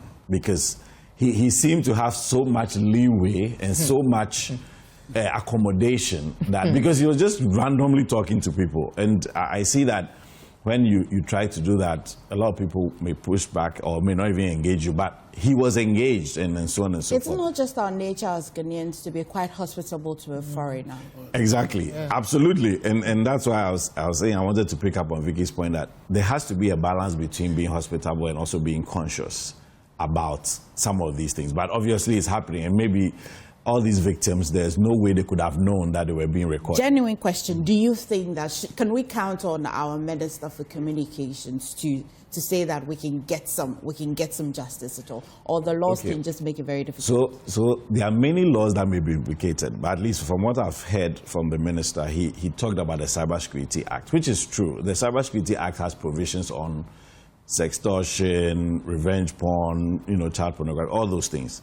But one of the challenges with that act is that the application is limited to Ghana. I've seen commentary and heard that the gentleman did not upload those things when he was in Ghana. Of course, the conduct was in Ghana, but the offense, as far as the Cybersecurity Act is concerned, is about the distribution. Distributing it, because people are free to choose to have their own content. They can develop their own content and so on. It is the distribution in this particular case, or using it as a weapon to coerce or to intimidate or cause emotional damage and so on. So there may be some challenge with the legalities as well, because we have to delve into whether the offense occurred in Ghana or not and so on, which is one of the key things with cyber-related crime. Okay. It is so pervasive that you have to really drill down to the evidence and all of that, which we have to figure out. Of course, the minister has made a clear, if I should say, statement that he intends to get to the end of it. And that kind of posture is also good, because we don't want to send a message that you can come to Ghana and do whatever you want. But let's also be clear that when it comes to the law, it is not as simple as that, because we have to go into the specific details and whether what did occur, that is the offense, did it occur within Ghana, and whether indeed we can get him from Russia. And I think the minister may have been aware of that challenge, or part of that challenge, when he made a point that he will push for even trial in absentia if the gentleman will not come. Perhaps that's a symbolic gesture. But obviously, if he's in Russia, as I said, my understanding is that we can be extradited. Yeah, so I want to take a very... First of all, have you seen some of the videos? No, I have. You haven't? I have. No, I have. How do you feel about them? Part of all this is, I can't even tell whether the ladies involved were doing it for monetary gains, because we didn't see money exchange and all that. But when the video was uploaded, if you go to where it is, almost about 3 million people have viewed it already. He has uploaded videos to somewhere. Yeah, to a site. Videos of the Follow Me. No, there's a Telegram, there's a website and all that. At the time I watched, almost about 3 million people have watched already. Like, and you need to pay mechanisms that can block them. Okay, well, so that we'll people get there. cannot watch. And you need to pay about block 7 here, but for other countries too. It's the World Wide Web. It's a worldwide. You have to pay about $7 for what? to view. And you're talking about and 3 million people have watched already. So 3 times 7, you're talking the money about, goes to him. Yeah, of course. I mean, so he's even profiting from this. How much did he pay any of these girls? That is crazy. But let's go beyond this. There is a fundamental problem we have to solve as Ghanaians, and that is the question of integrity and morals. You see, we are all busy castigating this young man and what he has done is bad and all that. But what steps are we taking as a country to groom young people? Because look, this thing we are seeing, maybe they are worse off. Go to the likes of East Legon, there are some streets. Cantonment, there are some streets. We claim that prostitution is illegal in this country, but it happens in the full glare of our security services. Sometimes we even find police people in some of those environments. Just like maybe the use of cannabis and all that stuff. We have even our own security officials participating in that process. And so we have a fundamental problem. A couple of years ago, I mean, a few times that I've been to the US, you know, you have friends who let's go to parties, let's go, and then you go there and you want to talk to any of, you know, the ladies, and they are not cheap to come by. They are not cheap to come by. They will play with you, they will talk with you, but you dare not cross the boundaries and say, let's go to my room. Without consent, you would have a problem, a big one at that matter. What happens to our Ghanaian ladies? And that's where we need to be getting to. When we were growing up in our secondary school, we used to have counseling and guidance, you know, sections in some of those places. Today, we have even our secondary schools, our own secondary school children, young people, telling adults, telling parents that they are on vacation and they should keep their husbands because they'll come after them. Where are we going? When are we going to put our feet down as a nation to say that, hey, this is where we draw the line? And that parents be responsible for your children, teachers be responsible. We've seen even teachers taking advantage of young ones in this country. So for me, the debate is not only about what has happened. This is a one-off. How about the many others? Look, it will shock you. There are Ghanaian, I won't mention any gender, who are actively involved in porn and all that. Are you aware? How much? Yes. You mean willing? I mean, people. You can go to paid porn site, and you see Ghanaians participating in that process. It may be a matter of choice. Yeah, knowingly. Yeah, it's their job. I mean, they are trading. That's the sex for money, or money for sex, whatever. They are trading. They are paid to do it. We've seen it. I mean, let's not pretend. Then it has to be poverty. Yeah, we have a crisis on our hand as a country that we must deal with. And some of this would come from the boarding house system. We've lost the boarding house system. If you go to many of the Roman Catholic schools those days, the girls' schools, they even teach them how to walk, how to hold cutlery and all that. Those are part of the grooming process. We can't leave things to chance and expect that suddenly there will be some reform in our lifestyle, in our upbringing and all that. We need that going forward. And I think we need to. People can be raised so well, but people are also so cunning and so bad that they will use whatever means. I am not saying that. I'm not saying that those doesn't exist. I'm saying let's do our part. You see, it's easier if we do our part. We can manage all of that, the excesses you are talking about. But what shocked me was 2 days ago or yesterday, a whole former member of parliament, NPP member of parliament, goes on social media and saying that the NDC imported the Russian to Ghana. Oh, come on. To divert the discussion on cocoa. We have to be serious. So we were talking about, politicization just a few days ago. NPP member of parliament. Yes. Battels, Penelope Sam Battels. On her social media account, that the NDC imported the Russian lady to do what? To come and do this to divert attention from cocoa. How low did we go? I mean, it really kind of. How low? And this is a lady who does. It's okay. You can. This kind of thing lowers our standard in the eyes of the world. So this one, red notice, it won't be politicized. What kind of? This one, red notice, it will not be politicized. As you have said, it's okay, Anna. Yeah, my brother, let's focus on the discussion. Let's not try to bring in other issues. First of all, Kofi, me too. I didn't see that coming. I just don't know how this guy loves so much. You love politics too much. No. You see why the red notice was removed? Because you guys politicize everything. But that's what I'm saying. That even this what she had just done. Politicize it. I did. No, I did. So when I first saw when I first saw some of the videos, very original. My goodness. I found it extremely difficult to watch. Yeah. And I found it difficult largely because I just couldn't imagine my sister or a relative in that position. So I felt very bad for the ladies, for their image, for their way forward, for their future. Some of them may be married or getting closer to getting married. What portends for them? How is society going to treat them? That is how I felt. And so, for me, I think aside from the legal aspect, what the Ministry of Gender needs to do is to quickly identify all these ladies and take them through some degree of counseling, you know, so that none of them take the decision to even harm herself. There's that possibility. If you have videos out there and people chastising you and running you down, etc., there's that possibility that someone may... And the fact that follow me doesn't mean that they went to do anything, right? And they're going to be... There's going to be a lot of assumptions. Yes. But largely, you see, this is where I was coming to. This is actually a business. There are a lot of people who are into this business of traveling around the world and doing this very thing that we've seen in the video.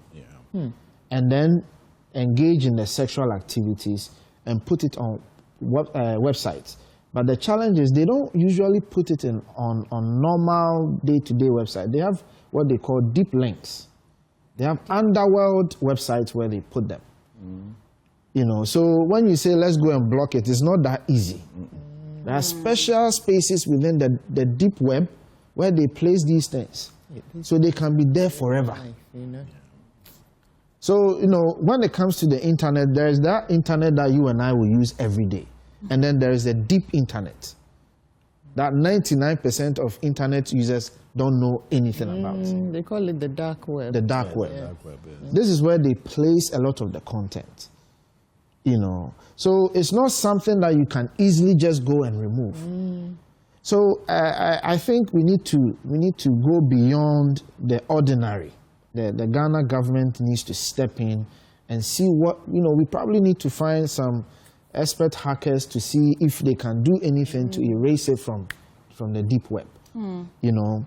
So this deep web, when you're coming to Ghana and get to immigration and they ask for your details, the immigration is not able to go into this deep world to see that this is the kind of person you are. No, I don't know if they have that. I don't know if they have that capabilities. I don't know. But at least when I was at the embassy as head of information, if someone is coming to Ghana to engage in any media-related activity, we give permissions.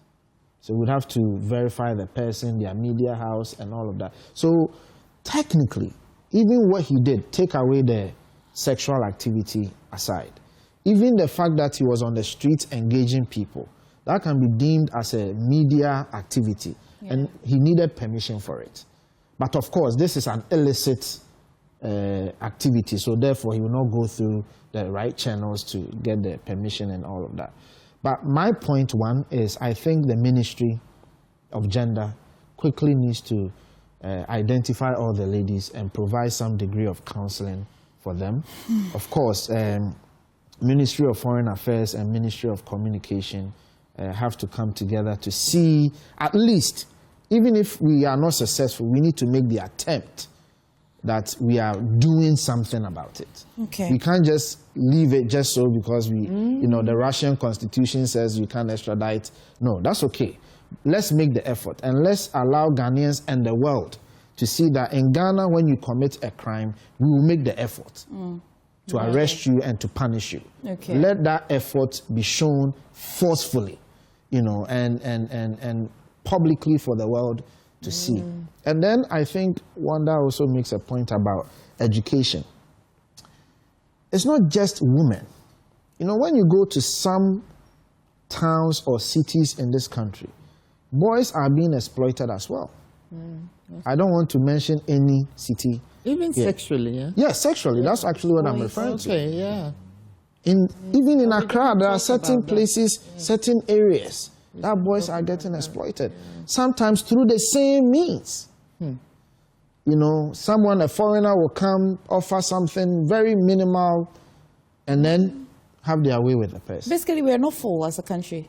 We're not not full. what? We have needs. Of course. People in the country have needs so much that when you're offered very little, that's why I use the of word course. poverty. Yeah. Yeah, poverty. You see, poverty is one thing, but I think luxury is another. Yeah. When you look at even the boys who engage in fraud, you quickly realize that it was not so much about poverty, but so much about luxury. Those guys are criminals. You know, so the point the point I'm making is that there is a culture of sometimes people wanting to live a certain lifestyle that may fuel such instances. But we need to go above and beyond and engage in serious education, how we interact with foreigners. And Wanda is right. I've lived in America for 25 years. Even if someone is your friend, from high school to university, you dare not cross certain lines. You can't. Yeah. Even if you look at someone in a certain way, that's sexual harassment. Yeah. Exactly. Just look. Just looking can be deemed as sexual harassment. So perhaps we need to also engage in that education from the secondary school level to especially to our young ladies, etc., on how to engage and how to set boundaries, etc. But largely as a society, let's also pardon our young ladies. You know, I think the commentaries when you on go on social media, harsh. it's a bit too harsh. They should stop that. Yeah, let's try and tone down. Okay. for them. And those who are sharing, they should stop it because the psychological harm on these children, you know, we're just praying that nobody does any self-harm. In fact, if I may add to what Kofi said, it's good that the ministry, the general ministry statement included some contact information, because I didn't even know that they have actually a toll-free number that is supportive of counseling. We need more of that, because there are lots of people going through these kinds of challenges than what is out there. And also the sexual harassment bits, especially in the workplace, you'll be surprised. Like, we take things very casually. People make comments about people, their body, like, you know, in a way that is very basically degrading and so on and so forth. But we take it out as though anything. And if you are, especially if you're a lady and you resist it, then it becomes you are some way. You're targeted. But those are the kind of things that, you know, we need to talk more and more about sexual harassment. We have just 4 minutes, and I'm just going to distribute it fairly. 1 minute each. I know the chocolate well, but let's talk about another thing that will boost the economy, hopefully. So the Narcotics Control Commission is set to operationalize Ghana's license regime for medicinal and industrial cannabis cultivation. What's wrong with the recreational one, though? Who wants to go? It's 4 minutes, so you can elect to want to go. So I was listening to the Deputy Narcotics CEO or Executive Director, and I think it has to do with the potency of our weed. Apparently, our weed is very, very potent. Very strong. So the one that they are talking about, the one that we are going to use for medicinal, is actually not going to be Ghana's weed.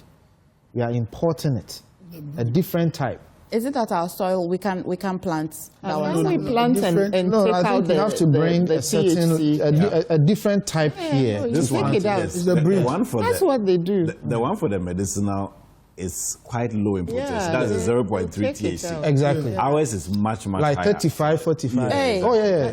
Look, for the recreation. Yeah. No, you're sticking to 5. It's Yes. about 30. Oh, no, I listen to lawyer. As though you. Oh, no, I don't, but I listen to Okay. And he was explaining, so look, 0.35, not even 1. 2 hours, that is 35 to 45. So Vicky says that can't we plant that one and remove the... So that's what I'm saying. They are bringing that one. They normally extract the thing that makes you high. So there are different breeds, just like you have for animals. You have different breeds. But I'm trying to stop the import bit because it's more foreign currency, it's a whole cycle. But the bigger picture is licensing them is fine. But the bigger picture is we need to control where they are cultivated. Because if you allow me to cultivate the low, concentration one, I can plant in between the same thing. But he said, and it will be taking advantage of what I want. They are even going to issue license and then ID cards for the workers. I'm coming. So what I want is that's a lot of work. Designate an area in this country where that is grown. Yeah. Beyond that, you are not going to get a license. Zone. That way it's easier to monitor and to do all the things you want to do. But to give me license when I'm going to do it in my village in Aflau, I know what to do. So we need to look at all this very clearly. Do you anticipate challenges with the implementation of this law that was passed in 2020? Absolutely. Because you see, that should let us know that there are challenges, because even though it was passed quite a while ago, you see that it's taking almost 6 years to operationalize. Because they've been trying to figure out the best way, coming up with the LI, all of that. And now they say they are ready. But even that, and one of the things that struck me quite when it was passed in 2020, within like a month, they had so many applications. I don't know if you recall. Yes, they had to say they were like, nobody should come and all that. I remember, yes. It's just like one guy saying, even though they are saying medicine, I think people are getting a different impression.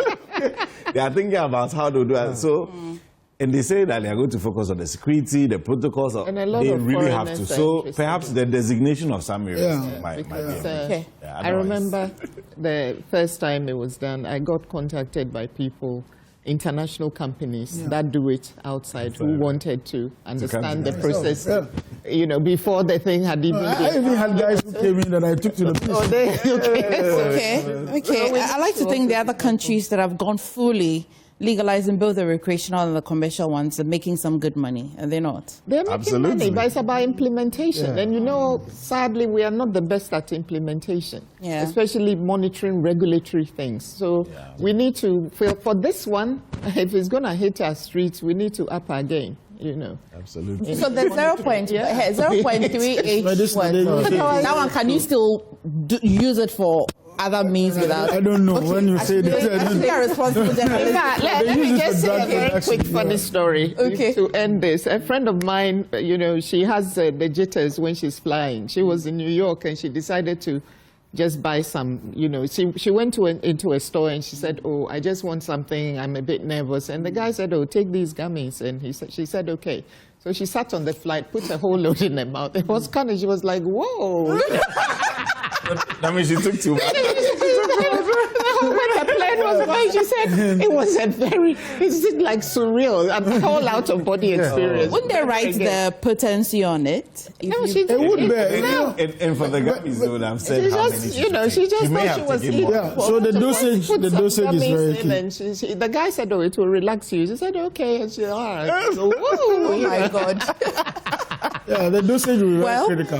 Drug abuse is still a very big issue in our part of the world. Oh, it's huge. So even if we implement that, we still have to go to the other end of not it being over-the-counter drug and all that. Because these are what they use for pain, management in the hospitals. Okay. Those infusions you take and all that. So there's a lot of industrial. Yes, so we need to keep an eye on it.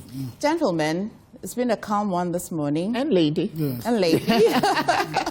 And in fact, lady and gentlemen, thank you so much for starting the week on a rather calm note. Lomduku Ahlija is lawyer, lecturer, and an energy consultant. Vicky Bright, of course, corporate lawyer and an entrepreneur. Wanda Madilu is a development analyst and member of the NDC communications team. Kofi Tonto is political aide to Dr. Bawumia. Kofi, congratulations, by the way. Oh, thank you. Yesterday was a Thanksgiving, right? Yes. Okay, let me bring you your tip for today on pensions on your screen this morning. Did you know that as a worker, if you are concurrently employed by more than one employer, each employer is responsible for only his or her obligation under the Tier 3 pension scheme? This means that each employer contributes 13% of basic salary, whilst the worker adds 5.5%, and 11% to SNIT, 2.5% to NHIS, and 5% to a licensed corporate trustee. SNIT will credit all Tier 1 contributions from the different employers to one social security number. However, the Tier 2 contributions will be paid to the respective schemes of each employer. This is how you ensure retirement income, and NPRA is here to support you, ensuring retirement income security. So every week, I'll be giving you a tip on how to secure your future.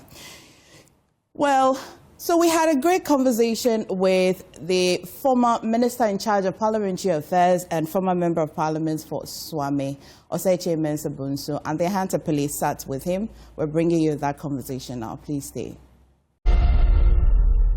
This is Joy News, and today we've been blessed to have one of the finest political brains in Ghana, especially when it comes to the workings of Parliament. He's been a majority leader and minority leader as well, and a foremost leader in the MPP and also Dr. Mahmoud Bawumia's campaign. And we're here today to pick his thought on what's happening to the MPP and also Ghana in general. We're blessed to have the man Oseche Mensah Bonsu with us today. Good day, sir. Transvaal as well. Well, sometimes you pretend to be good, but I guess today, basically, I can say to myself that I'm not doing too badly. When do you pretend to be good? Because you have to impact on others, and you cannot appear to be sickly or not, in the usual elements when you encounter people. Okay. You will negatively affect them. Okay. So. You try to look good. Okay. Always. Always. I mean, I've heard people who say you've done marvelously well, especially when it comes to Ghana's parliament and its development, because you were in the House from 92? No, 96 rather. 1997. 1997, yes. January. And then you left in 2024, January, right? Right. Okay. Now, do you miss Parliament?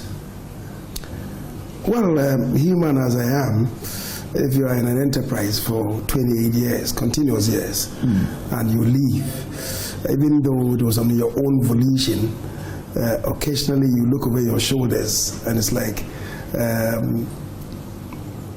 if I were to be there, what would I be doing in the face of these developments? Okay. So occasionally you miss Parliament, but because you've straightened yourself up, and because you gave it up on your own, really, it's not a pain in the heart, but sometimes you miss Parliament. Okay. Looking back, yes. How do you rate your contribution to parliamentary development in this country? Well, it will be self-serving to answer this question. Okay.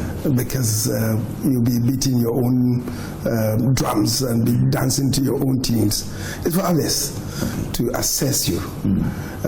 I think that what I can say is that I did my best when I have the opportunity, and for chroniclers to really juxtapose my own performance in Parliament with others, and then to see whether I performed very well or maybe perhaps excellently. Okay. It's for others to judge. But is there anything, if you look back, if you get the opportunity, you would have changed?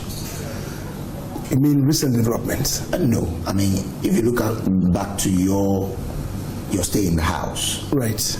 Are there things, if you are given another opportunity, say, to look back, you say, this I would have done differently? Well, the structure of our parliament, a few things ought to be set right. Ghana's parliament in Africa, I think, is just one of, is the only one in Africa whose speaker is not a member of parliament. Okay. You know, but I think that the time has arrived for us to do serious introspection and to have our speaker as a member of parliament, because otherwise you have speakers who will be detached from parliament and whose purpose would be to pursue their own path. Oftentimes it may be self-serving and it may not really relate to developing parliament, and I think it's not the best for us. I don't know from where we inherited this. Of course, at the time of the independence, we had this bequeathed to us. But I think the time has arrived for us to do serious introspection on that. I spoke to the Constitutional Review Committee on this. That we change it. It's served to stabilize our nation, our parliament for some time. But I think the time has arrived. Let's make that bold decision. But that would be, because a lot of people say in any future MPP government, you would have to be Speaker of Parliament. So if you are making this argument, that's sort of blocking your own opportunity of becoming Speaker. The evolution and development in Parliament should not be personalized. Okay. It should not be personalized. If you want to develop Parliament, right, to the extent that we want to have our Parliament grow, it should not really relate to whether a certain chairman becomes a Speaker or not. So let's detach that. Do we want to develop our Parliament? Do we want to uplift our Parliament? If we want to do that, one of the things that we should be looking at is really what I'm canvassing. Okay. So that's something that we should look at. Again, another thing that I think we should be looking at is really, and again, this one I made it to the Constitutional Review Committee, that we should detach ministerial appointments from Parliament. So if you are a member of Parliament and you are appointed a minister, right, you should leave Parliament. Oh, so that's coming from your recommendation? Yes, you should leave Parliament. You see, we are pursuing this presidential system. In a presidential system, properly so-called, you have ministers who are technocrats, who are appointed by the president to add value to governance. Okay. In the Westminster system, practiced in the UK, Canada, Australia, India, and so on, you have members of parliament serving as ministers, and all ministers come from parliament, just as happened when Buzia in the Second Republic was the prime minister. The advantages of the two, if we pursue them vigorously in the Westminster system, where all ministers come from parliament, before you become a minister, you would have served in a committee for a while, maybe 2-3 terms, perhaps even 4 terms, before your party assumes the reign of government. You would have been a member of that committee, risen through the ranks at the committee level to perhaps become a shadow minister, what we call ranking member in the presidential system. So you see, he may not be a specialist in that field. He may not be a certified professional in that field. But then, because he's been there for a long time, there's nothing that he doesn't know in that sector. So almost invariably, automatically, when his party assumes the reign of power, he then becomes the minister responsible for that sector. In the presidential system, as I said, you have a situation where the president is elected. He doesn't appoint ministers from parliament. He appoints them from outside, and all of them are technocrats. They add value to government and to governance. We have a hybrid. But you have ministers who are appointed by presidents who are not specialists in the field. They have not even served on a committee in Parliament before. And from nowhere they are made ministers. Which is why at the appointment committee, when fundamental questions are asked of them relating to the sector, they will tell you that I'm not there yet. Please, you let me go there. When I go, I will learn. And yet the Constitution provides that the minister for that sector is supposed to advise the president and also help the president to evolve policies for that sector. If a person going there is so naive, how is he going to assist the president in evolving policies for the sector? It's one of the reasons why we are not growing as fast as we should be growing as a nation. And that's why I'm saying that I think that there should be a complete departure. We should detach ministerial appointment from parliamentary appointments. And many people are coming to Parliament now to use Parliament as a springboard to be made ministers. If he's not made a minister, more or less he withdraws from Parliament. And it's not good for the evolution and development of Parliament. And I think we should go that path. Concomitant with this, then, would be a president appointing a person to a sector as a minister. You are interrogating that person for his proficiency in that field. Thereafter, he's appointed a minister, let's say to energy. Then 1 year thereafter, he's shuffled out and taken to agric. He doesn't appear before Parliament again. Nobody knows his proficiency in agriculture. We are inflicting this on ourselves. Right? The person may be ignorant in the field, yes, for political convenience, he's taken to another sector. How is he going to help to evolve policies? So your proposal is that even if when there is a reshuffle, the person should come back to Parliament. Okay. In the US, there is no reshuffle.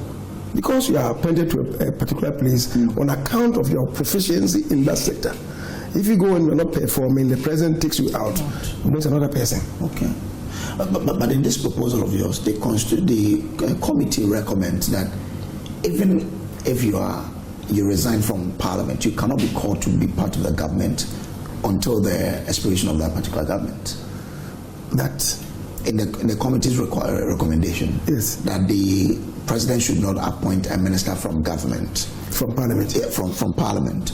And when you are an MP and you resign, you cannot even become a member of that government until the expiration of Parliament. Well, I have not read that portion, with the clarity that you are giving me. Because if, let's say, there is a renowned economist, the president looking outside is not finding anybody. He thinks that this person is the best for the job. He appoints him, the person resigns from Parliament, and they are saying that even if he resigns, he cannot be part of the government. If he appoints him, the person gives us his parliamentary position, and there should be a by-election. So he cannot come to Parliament, right? He gives up the parliamentary position. So he can't come back to Parliament. If he accepts it, then he elects to serve in the executive, right? And that is how it should be. But others have argued that this system will prevent a lot of fine brains from going to Parliament. Why? I'm looking for a minister, and that is why I'm in government. I'll not file to be MP. Are you saying that the parliaments, whether at state level or at the federal level in the US, is depleted of the parliaments are depleted of fine brains? No. You see, what's the business of a legislator? To legislate, to oversee the government. These two, arguably, are the greatest functions of members of Parliament, right? So, but then of course to approve of agreements and so on and so forth, representing your constituents, the representational function, and so on and so forth. Those are the functions of members of Parliament. If you distinguish yourself, you could perhaps become the president of the country in some time to come. In the US, presidents are, apart from the current president, right? Most presidents are either governors or congressmen, because that's where the business of governance is learned. You don't just come from anywhere and then you are made a president. You mess up the country. I don't want to say that what is going on in America is America is being messed up. I don't want to say that. Somebody said I'm not afraid, but I fear small. but many Americans would attest to the fact that what's happening is not the best. Okay. Right. So you're thinking that if the committee indeed proposed that one cannot resign from Parliament and take a position in government, they should have a relook at that particular proposal. Yeah, if that's the recommendation, then they should have a relook, because I don't think that's the best. Okay. If the president thinks that maybe this is the best person to be made my minister for agriculture at this time. Unfortunately for the president, the person is a member of Parliament. You have a discussion with him, and if he agrees to the position to give up, what it means is that the person was not in the first place minded to be a career parliamentarian. Sure. Because no career parliamentarian will give up the post to go and serve for 4 years, and if the person doesn't win, then you are left in the lurch. No. Did you make such a suggestion to President Akufo-Addo when you were the majority leader then? Well, we had, you know, at Akufo-Addo this time, we had this constitutional review committee that we established at the Ministry of Parliamentary Affairs. Yes. And we did considerable job. I think the Professor Kwesi Prempe's committee will attest to the fact that what job that we did perhaps cannot be surpassed by any other body or committee that had done, including President Mills's own committee that he established. Ours was comprehensive. I dealt with the various clauses, beginning with the clause 1 to the last clause of the Constitution. So it was comprehensive and quite voluminous document that we produced, which President Akufo-Addo handed over to President Mahama.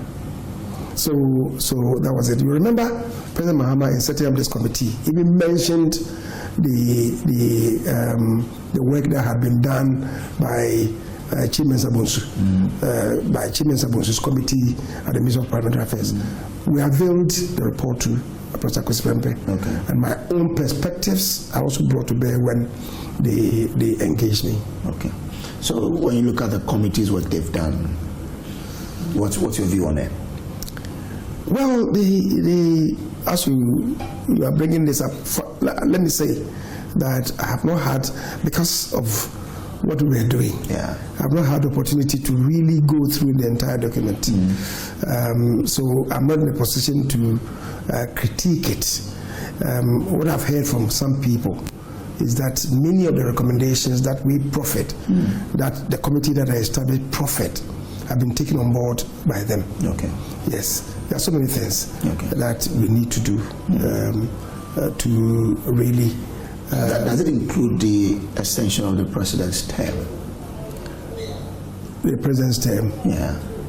Well, what did your committee propose when it comes to the presidential term? Well, what we did was, I think we maintained the status quo. Okay. Even though it came before us.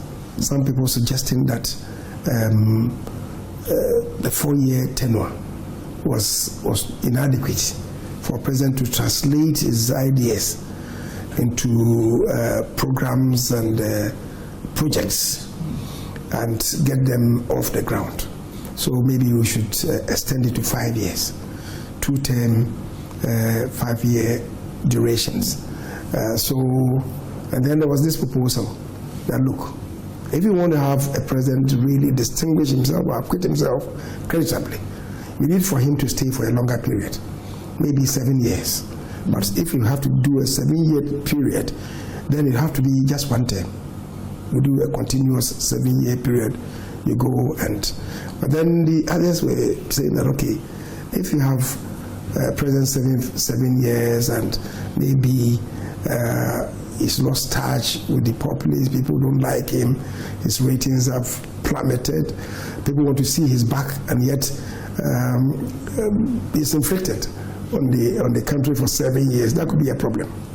So eventually the committee decided that the 4-year duration, that the status quo should be maintained, which is what was passed on to Professor Kwesi Prempe's committee.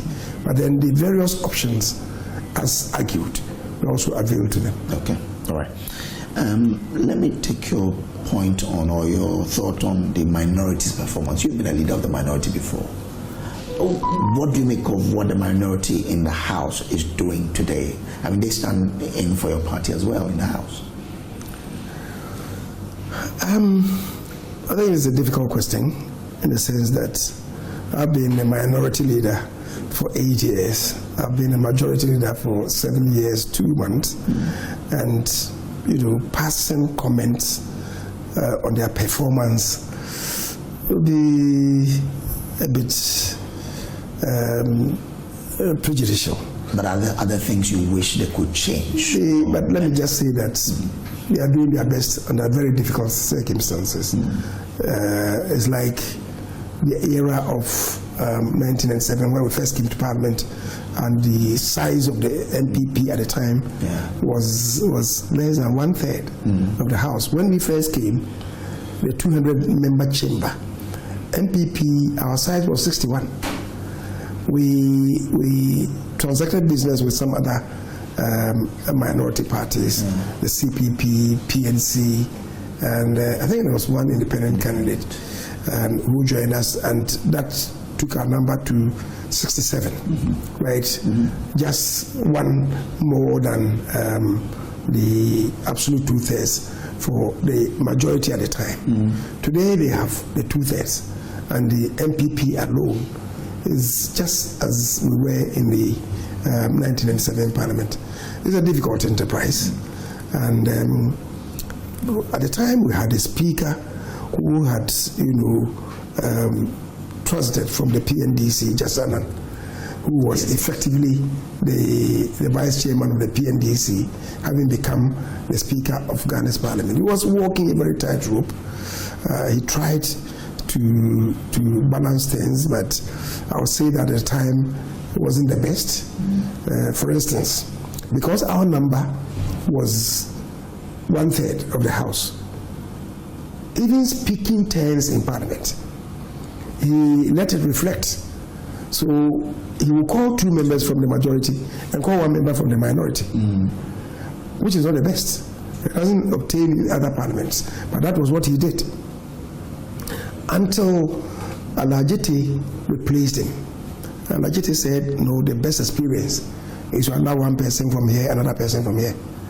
Even though we outnumbered NDC at the time. But Alajete said, for best practices, let it be 1-to-1, which is what has really obtained as of yet. And I think is the way to go. We have worked to, in some jurisdictions, the committee systems, people just look at the experience of persons in Parliament and make them chairman of committees. Our own had not been like that. Our own has been according to numbers. And then all committees used to be chaired by the majority party in Parliament. Learning from best practices, we said no, that is not the best way to go. So yes, we use the numbers to accord chairship to the groups in Parliament. However, there are some traditional committees which should be chaired by the majority party. For instance, no government will want to share foreign affairs, foreign policy with the minority. You cannot say that foreign affairs committee should be chaired by the minority party or the minority group. So, foreign affairs, to some extent, finance, even though finance could be something else. Because when we went to France, for instance, we saw that the chairman of the finance committee in France, in the Parliament of France, is from the minority party. So I asked the question, why? They say, well, finance is the fulcrum of all activities. And nothing should be hidden from the opposition party, which is why the chairman of the Finance Committee is, from the minority group. So I'm saying that at least in the example of France, the Finance Committee could even go to a minority party. But generally, though, Finance Committees are chaired by majority parties. So you have Finance, Foreign Affairs, Defense and Interior, 2 critical committees, or if they are conjoined, as they are conjoined in our part, they should be chaired by the majority. And Foreign Affairs I've spoken about. Perhaps local government as well. And because of the issues relating to labor, it is said that the committee responsible for labor should be chaired by the majority. So about 5 prominent committees. Then thereafter, the remaining should be shared equally between the groups in Parliament on account of their numerical strength.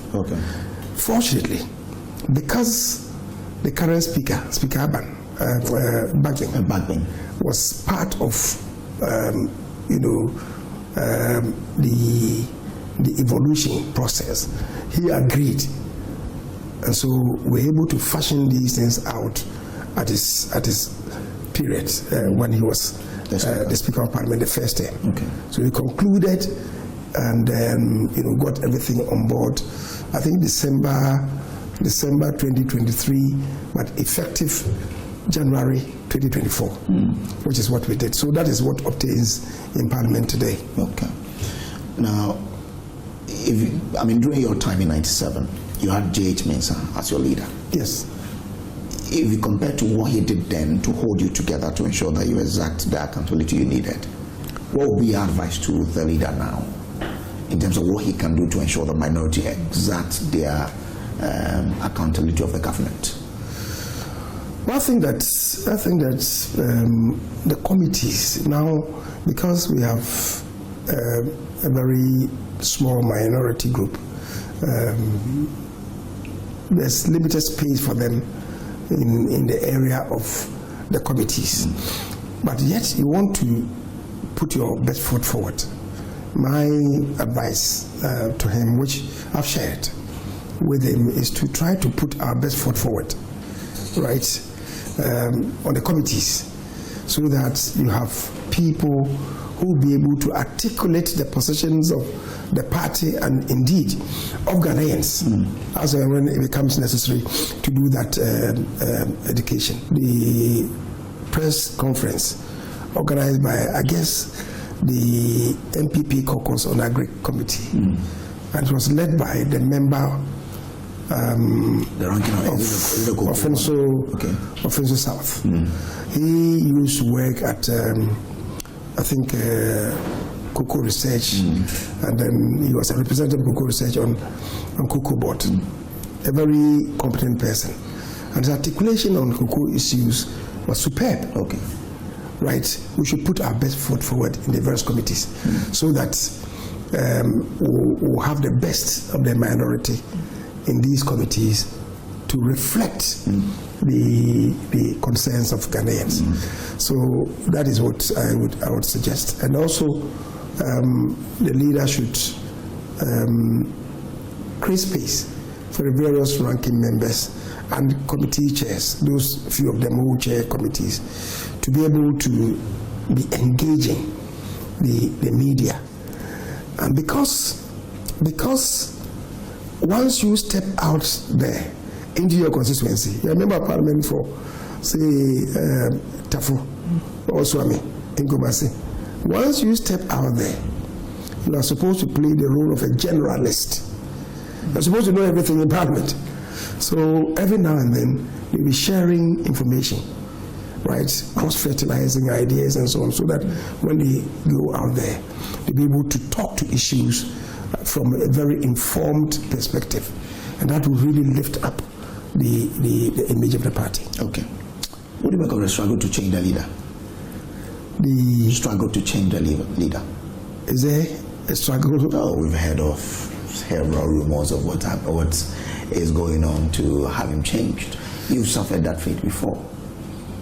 Well, I had to step aside because of some cumulus clouds that were gathering. And as I indicated at the time, I didn't want to be in the eye of any storm. So I stepped aside honorably because I could see,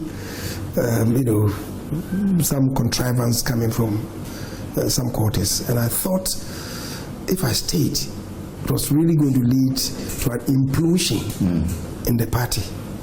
So to save the party, I stepped aside.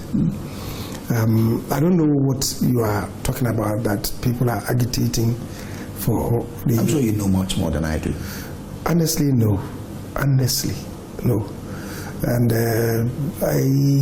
I spoke with the leader, but he called me, and the past few days we've spoken about 3 times, and he's not even giving me any slight hint that this is in the offing. Let me indicate that when the day of the declaration of the result by the Electoral Commission, after the voting on Saturday, after voting in Kumasi and observing the conduct of the elections in a few constituencies, I came to Accra to be part of the declaration. And we saw ourselves, he and I even walked out of the stage together. I went into my vehicle and he went into his. And the indication was that we should be meeting for some discussion. And as I said, I left to Kumasi just the following day with a few things that I needed to do. And I was also going to celebrate my birthday with my constituents and a few friends. I came back just 3 days ago. And in Kumasi, we're still engaged. Okay. So he's not told me that. Okay. If there are some rumors outside there, honestly, it's not come to me. Okay. You told my colleague Emefa at the tea some time ago, when you had done that research that you led, right, that you spoke to some barbers, passengers, in terms of what they were looking for in a flag bearer. Does the election of Dr. Mahmoud Bawumia fulfill what those barbers and the people you spoke to told you of who they were looking out for to lead the MPP? I think what we did, the committee did, our performance in the 2024 presidential and general elections weren't good. We're not good enough. To be honest, if I should own up to it, it was abysmal. So we went out there to interrogate, those people, the ordinary people, what went wrong, to learn from their own perspectives. And then what they expect from the next flag bearer. So those were things that I spoke to. First of all, latterly, some people were saying that we lost with Bawumia because of his ethnic background, his religious background. People were saying that. Of course, let me also say that that was palpable untruth. The investigations did not come out with any such findings. Right. In any event, in 2023, when they went into the parliamentary primaries within the NPP, there were 10 contestants. 9 of the 10 were Christians. Bawumia was the only Muslim. If the NPP didn't like a Muslim to be our arrowhead, he would have been given a technical knockout. And yet, the votes of the 9 others, they were matching, right? So he's too tall. So it's not true if anybody now wants to, by sheer contrivance, inject this as one of the reasons why we lost. The various inquiries into our performance did not bear this. The other one relating to the fact that he performed shambolically. He scored 41.7, and because of that, he should be jettisoned for another person. Again, it's not borne out by any fact. In 1992, when we first contested with Eduboy, we scored, Eduboy secured 30%. And we in the party, of course, we argue that the performance did not reflect the numbers that have been given to us by the Electoral Commission, which is why we went out there to write the stolen verdict. So we disputed the 30% that had been assigned to us. Notwithstanding, for historical purposes, it is what stands in the name of the MPP in terms of our performance in 1992. When President Kufuor first came on board in 1996 and went into the contest, he obtained 39%. The party did not, jettison him, and we gave him another opportunity. And the deciding election, that is the rerun, Kufuor secured 56%. That's against Professor Mills's 43% point something, right? Yeah.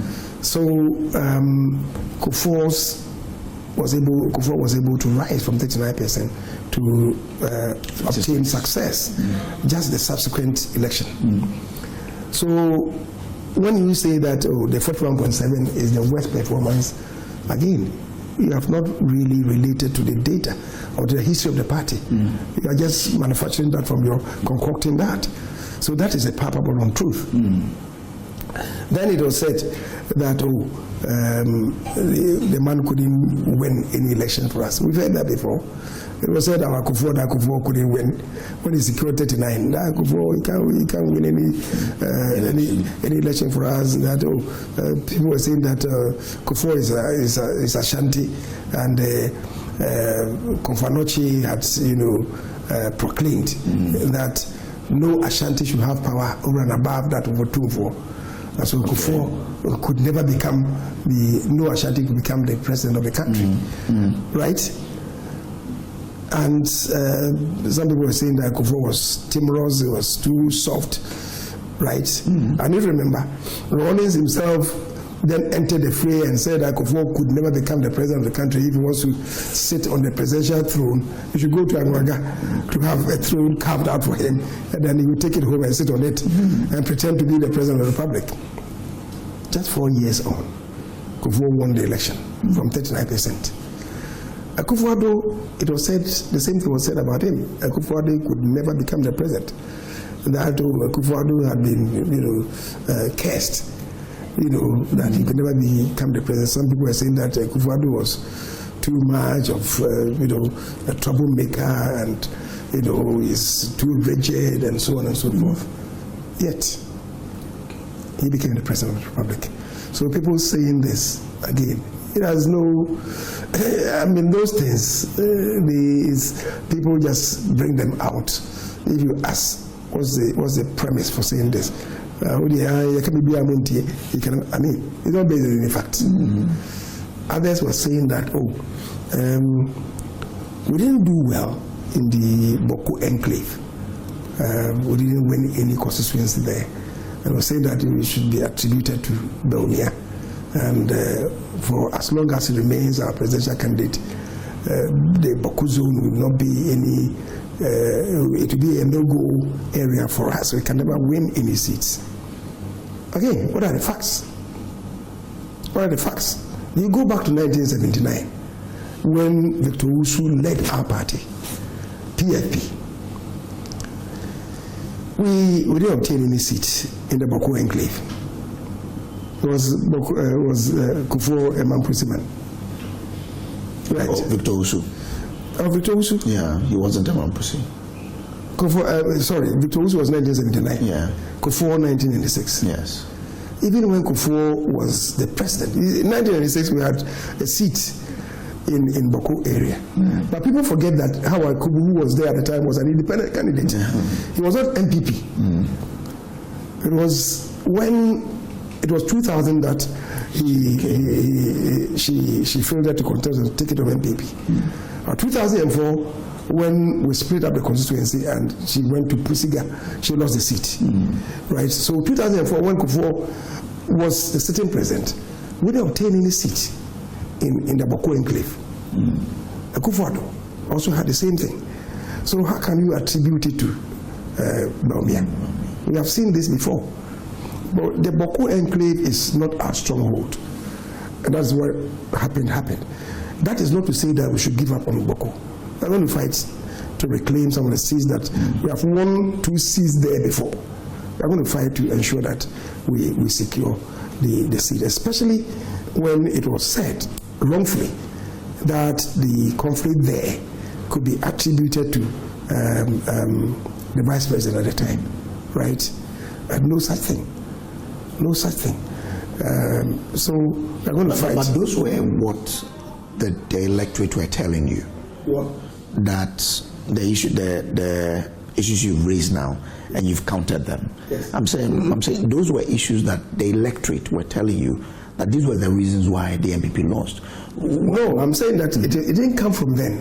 These were from latter-day, saints who tried to inject it into the fray. I'm saying that the findings did not bear that. So what did the findings bear? Well, you see, why we lost, the inquiries conducted in Ashanti came out with 4 main issues. One being external shocks that affected the country. The COVID-19, the Russian-Ukraine war, at the time when it happened, the immediacy of it and its effect on the economy. Then we had issues relating to the government and governance itself, right? So that was the second thing. And then the third was the party's own internal affairs. And fourthly, the conduct of the electioneering campaigns, the distribution of resources, and so on. These 4 main things, right, led to some anger within the electorate. The issues of governance, for instance, when we were affected by the external shocks and some decisions had to be taken to save the economy. Government at one time resorted to this DDEP, Domestic Debt Exchange Program, and then introduced this haircut. You know how many people were affected? Over 800,000 people were affected. We lost the election to the NDC and John Mahama. John Mahama won by 1.7 million. Now the 840,000 people who were domestic bond holders, assuming each person had 1 dependent, the number was almost 1.7 million that we lost. They were angry.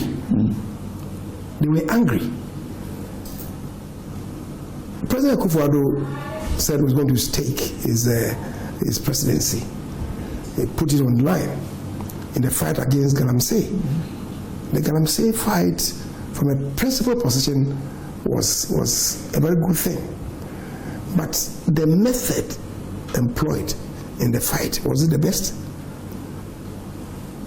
Galamsey activities at the time was being engaged in by Ghanaians, right?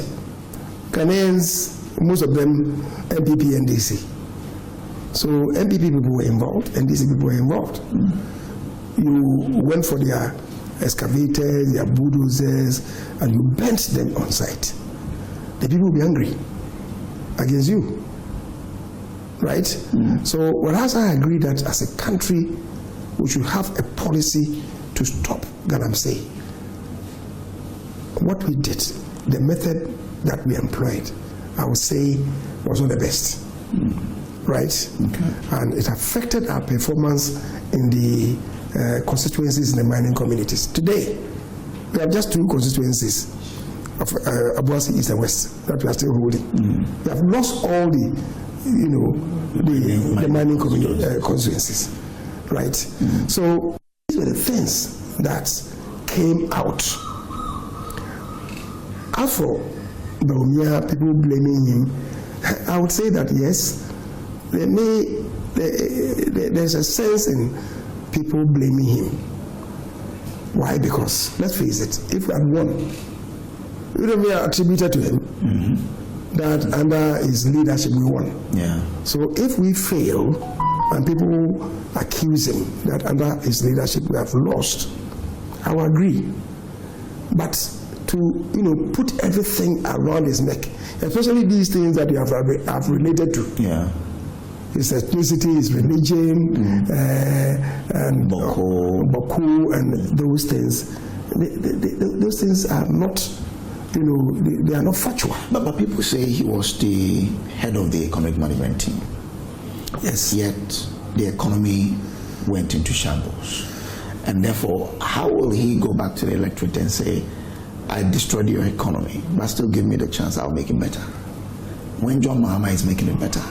First of all, you see, under our constitution, the president is the singular personality who is vested with executive authority. Okay. It's only the president. Ministers, committees are only advisory. That's what people should understand. So whereas he was the chairman of the Economic Management Committee, right, which has no legal foundation, right, their job is to advise the president. Okay. The broad contours of the economy, that's the Economic Management Team. Within cabinet, it's not even the Economic Management Team. Within cabinet, it's the Finance Committee. That's powerful. Okay. Why aren't people talking about the Finance Committee? Who headed the Finance Committee? The Finance Committee at the time of his presence in cabinet was Alan Jamatin. People are not even talking about him. Oh, not the Finance Minister? No, I'm saying that the Finance Committee, yes, it was chaired, Cabinet's Finance Committee was chaired by Alan Jamatin. But again, that committee was advisory. That's the point I'm making. You see, any president, apart from the cabinet, also have some experts that you consult, some think tank behind him that you consult. So if fancy the situation that the Economic Management Committee comes up with some proposal, the president says, okay, I've heard you. He consults his own backroom team and they come out with different prognosis, right? And the president says that, okay, on balance, I think what I'm being told by my backroom group of experts is better than what these people are telling me. And he makes a choice. Can you fault the Finance Committee or the Economic Management Team? You cannot. As for what went on in cabinet, look, we place a seal on our lips, so I will not certainly go into that, right? But I will tell you that the final decision-making body or person is the president. How do you foresee Dr. Maud Bawumia clawing back 1.7 million votes and winning in 2028? President Mahama, as a sitting president, not a vice president, as a sitting president, lost by 1 million votes. And we thought that it was not going to be. We thought he had been buried under the avalanche of the votes that went against him. He survived, and he's now the president. A sitting president loses an election by over 1 million votes, right? He survived. He's clawed back the presidency. He clawed back after 2 elections. Kufuor managed 39%, swung back to win in the succeeding election. Okay. Right? So it is possible for Bawumia to win. You see, the Constitution of the Republic, in the preamble, expects any government to deliver on 3 key issues. One is deepening the liberties of Ghanaians, the rule of law. How is President Mahama faring in the area of the rule of law? The Constitution talks about creating equal opportunities in the preamble. All government should deliver on creating equal opportunities for all the citizens of this country. He'll be measured by that performance. the Constitution talks about. The third thing is managing the economy in such a way as to deliver prosperity to the citizens and to the country. He'll be measured by that. So these are the three deliverables. People then will want to measure the Mahamad's administration against Akufo-Addo's, and maybe against what Bawumia would want to do if he's elected president. Okay. You measure him against his track record, his experience in governance, and so on, and his ingenuity, right? So we are looking at the vision of Bawumia against the vision espoused by the current administration. You're looking at the sheer competence of Bawumia against the performance of whoever they will present, against whoever they will present, and because whoever they will present would also bear on the performance of the current administration. Okay. You know, it will be the two together. So the vision, the sheer competence, the experience in governance, the track record, the ingenuity, the character of whoever is coming on board against that of Bawumia. The humility of the person, the integrity of the person against that of Bawumia. These are things that Ghanaians are going to look for. These are the indices, the acid test that we are going to use on Bawumia and vis-a-vis whoever the NDC will be presenting. And I have no doubt in my mind. Of course, 3 years is a long distance in politics between now and 2028, right? But today, looking at those of them that people are talking about, if I should place all of them, that is any one of them, the same scale as Bawumia, I think that Bawumia will have a head start. Mr. Danko has done it and Bawumia is losing against all of them. It says Mr. Danko has done it against the top, the people who've been mentioned to be flag bearers of the MDC. And Mr. Danko said at Ayawaso East, he said he was going to win the election. I mean, I was going to win. Haji, I mean, I was going to win. What happened? The undertones. Oh, what happened? So you see, I'm not downplaying whatever he says, but see, in politics, 3 years is too long a distance for you to predict that, oh, this is going to happen in 3 years. You're not being realistic, if I should be blunt. Because in politics, 1 week could even change anything. In politics, I remember President Carter in the U.S. The opinion poll suggested a month before his election that he was leading by 60%, his opponent by 60%. As the weeks and the days passed, his overwhelming margin of victory started declining. People started to know him better. He had been a governor of Georgia. Yeah. And yet, the polls continue to indicate that his percentage of the margin of victory was declining, to the extent that when the final week, it declined to 52%. In the final days, Jimmy Carter won, but he won by just, I think, 1.2%. Okay. So 3 years is too long a distance for any pollster worth his salt to say that I've predicted. That is not polling, that is prophecy. And I don't believe in these prophecies anyway. But that would be dependent on whether Dr. Bawumia will be able to unite the NPP.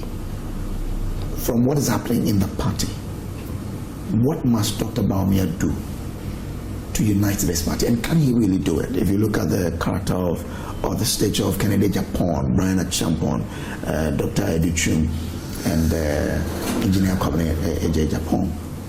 Well, it must begin from somewhere. It must begin from somewhere. And the good thing is that the other day, we were all on the same platform, and they all congratulated him for having won. And some of them have even gone to his house for the optics.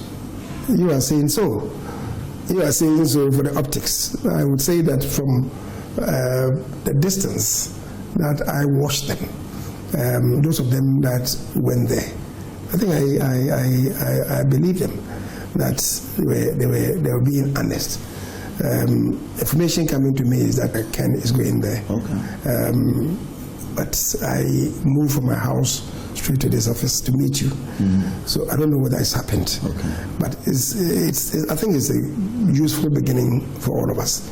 But we were in the fields. I was with Boromia in the fields, in all the regions and the constituencies. It's only the Poultry region and the Oti region that I couldn't accompany him because I lost a cousin and I had to attend the funeral, and also a nephew subsequently. So because of that, for about 7 days or so, I was with him when he went to OT and Volta. But all other regions I was with him, and I know what's happening in the field. I know there are petty conflicts. There are petty conflicts that we could easily resolve. Some of them, personality related. He's looking at the person he's supporting, and because of that, I'm not able to do this. Oh, this man is supporting you. I'm not on good terms with this man. So if this man is to the right, I'll go left. I mean, these kind of petty issues, I think we can easily deal with them. But you see, every human being has some ego. You must go and have a chat with them to let them know that the MPP, even when we unite our forces, our own forces, will not be able to deliver a victory for us. Okay. We are about 47% or so of the populace. The NDC is about 45% of the populace. So both us and the NDC will always require floating voters. You can't go to have floating voters come to your house if your own house is on fire. You must make your house attractive. You must make your party attractive. What it means is that we must really get our acts together to embark diligently on reconciliation, to be able to unite our forces behind the leader, which exercise we are going to begin in earnest as soon as possible. But for people who don't want him to win, they would probably smile, but behind will not be coming. You have that in every party. Okay. You think when John Mahama won the ticket of the NDC, everybody in the NDC liked him. You think so? There are people who think that they could be better performers, and that maybe they have their hope in this person who perhaps they didn't show up to contest, right? Perhaps they went nudging the person to contest, he refused, or maybe the person came and was defeated, and they think that this is the wrong choice, and they will not really come fully on board, even though they may not vote against the NDC. Yet the NDC requires to have those people in the party, just so the MPP. So yes, there are some people. You see, somebody may say that, I don't think Boromia can win for us, giving the performance the other time. So I think we should try another person, right? So a person follows another person, and that person doesn't make it. Bringing such a person back on board is not going to be difficult. Okay. But there are some people who step out and use very vitriolic and visceral language. That is their own problem. Because for them, and they may be strong advocates, for them, coming back to make a U-turn becomes equal for them. Okay. He may vote for the candidate ultimately because he has MPP blood in him. But then because of his own conduct, he finds it difficult to make a U-turn. That's where the problem is. Okay. And yet, we still need all of them. We still have to engage. I said, it's difficult for you to make a U-turn. But paradoxically and ironically, we need you to come on board. Okay. Because every single vote matters. Right? Because apart from he himself, that person himself, there's another person or persons who are looking at him, looking at his activism in the party, and then coming on board. Once the person reclines, it becomes difficult to get them on board, which is why you must go and speak to that person in spite of himself or herself. It's the reason why you should go and speak to the person and get everybody on board. And we are going to be very intentional about that. Let me just bring you to IOSO East and the NDC primaries that went on Saturday. Does it bring to the fore the discussion that it is now time for us to look at the delegate system of political parties? I have always spoken to that. I've always spoken to that we should look at it, because that is what is, contributing to the excessive monetization of our politics. It's what is leading to that. And I began even soon after Dr. Bawumia's, not soon after, I think it was even before the conduct of elections. I was appealing to my party people that given where we are, if we go into excruciating battles in the selection of our parliamentary candidates, it may be suicidal. So I was saying that to the greatest extent possible, we should build consensus. That is constituency by constituency. This is case by case. But we should endeavor to build consensus, to have those of them in parliament now retained. That is, if the person has not done anything untoward in the constituency, if the person has engrossed himself, for instance, in chieftaincy disputes in the constituency, he brings the image of the party down. And it will be difficult for that person to be maintained or retained. Or maybe the person has engaged in some acts which, if those acts were known before his own election, he would not have been elected. Those are different scenarios. But short of that, given where we are, I was advocating that we should endeavor to build consensus, not impose anybody on anybody, but try to build consensus. I'm saying so because, see, I went up north with Dr. Bawumia, up north. All the constituencies that we're holding that we have lost were constituencies where the MPs had to go through battles. They are primaries. If they won in the general elections, we lost. If they lost to some other contestants in the general elections, we lost. There were constituencies that we had not won before, but we won for the first time from the NDC. And then people sitting somewhere then began to think that, now that it's been won first time, it's now attractive. So let me go and contest the person who has won. We lost all those constituencies. In Central Region, we're holding 13 constituencies. Today we have 4. In all those constituencies where the MPs went through primaries, we lost. Are we learning any lessons? And it also contributes to the excessive monetization. So the IOSO East experience should inform us, not just the NDC. I'm looking at what the NDC is going to do, what lessons they are going to learn, and going forward, what they intend to do with their primaries. They have many MPs in Parliament. So perhaps they may think that, well, if you lose a few, it wouldn't really matter. But it will matter in the long term. So I'm thinking in my party, for instance, that we should go the whole hog. Card-bearing members of the party in every constituency, apart from building consensus. If we have to vote, we should avail the opportunity to all card-bearing members in the constituency, of the party in the constituency. And if we did that, and my constituency, for instance, the registered voters list is about 110,000. From the 110,000, I guess you can get about 90,000 who are MPP supporters, sympathizers, members. As for the real membership, you may get about half of the 90,000, or maybe even if it's a third, about 31,000 registering in the constituency as party members, who are you going to see to give your TNT to or your flash screen to? You can't afford.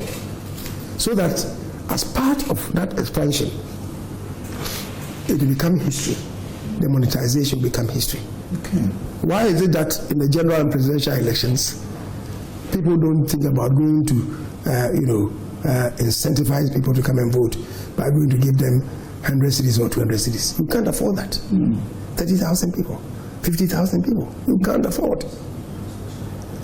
And to the extent that you are not able to do that, and so you don't even attempt to do that, if you expand the base, it will kill this excessive monetization. You cannot expand to get them voting in the parliamentary primaries when your constitution specifies a delegate system.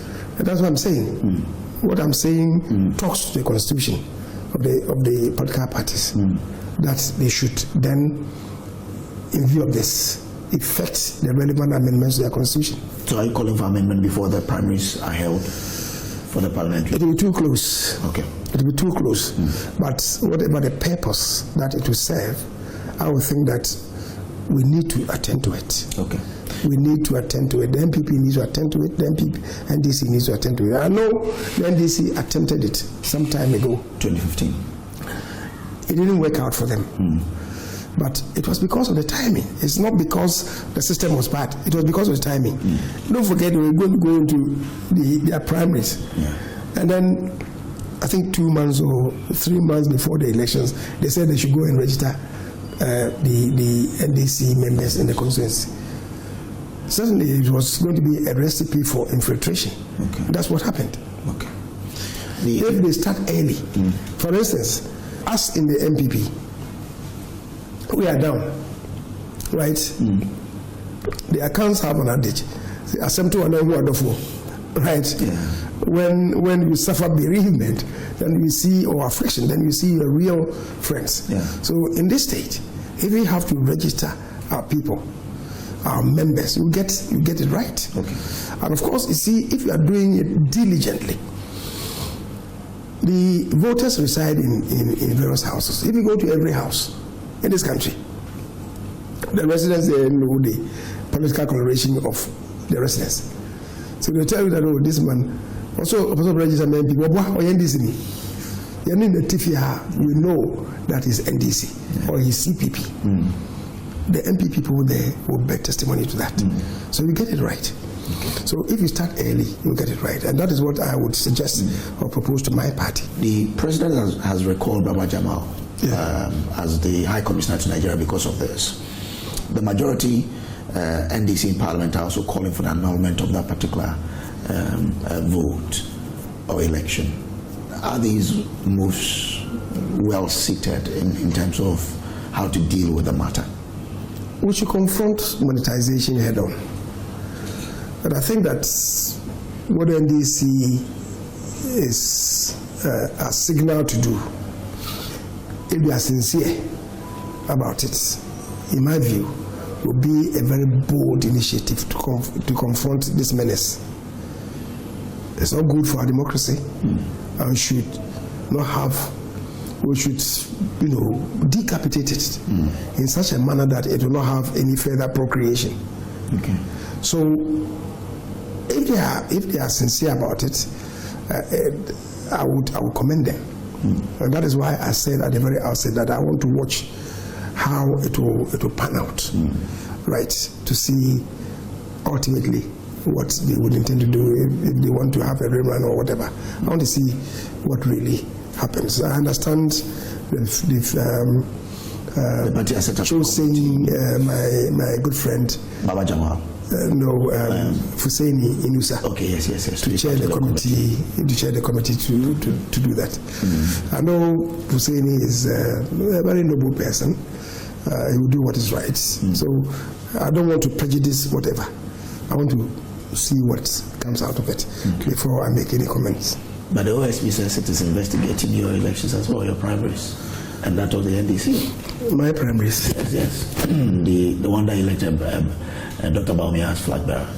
He's investigating it for vote buying. I don't like this kind of equalization. the OSP should be a man, he should be principled. We had this election a week ago. Yeah. So if anything untoward happened, you should immediately come out to say that these are some observations that have come to you. We want to investigate it. Right? You wait until it happens in the NDC. They've done this, okay, I'm going to hold the NDC responsible, and at the same time I'm going to do this. What is that? Are we in a regime of equalization? Or you think that if you do so to the NDC, questions then may come? But we heard this also went on in MPP. Why aren't you acting, or why haven't you acted? So let me hold the two together. To me, that is not right.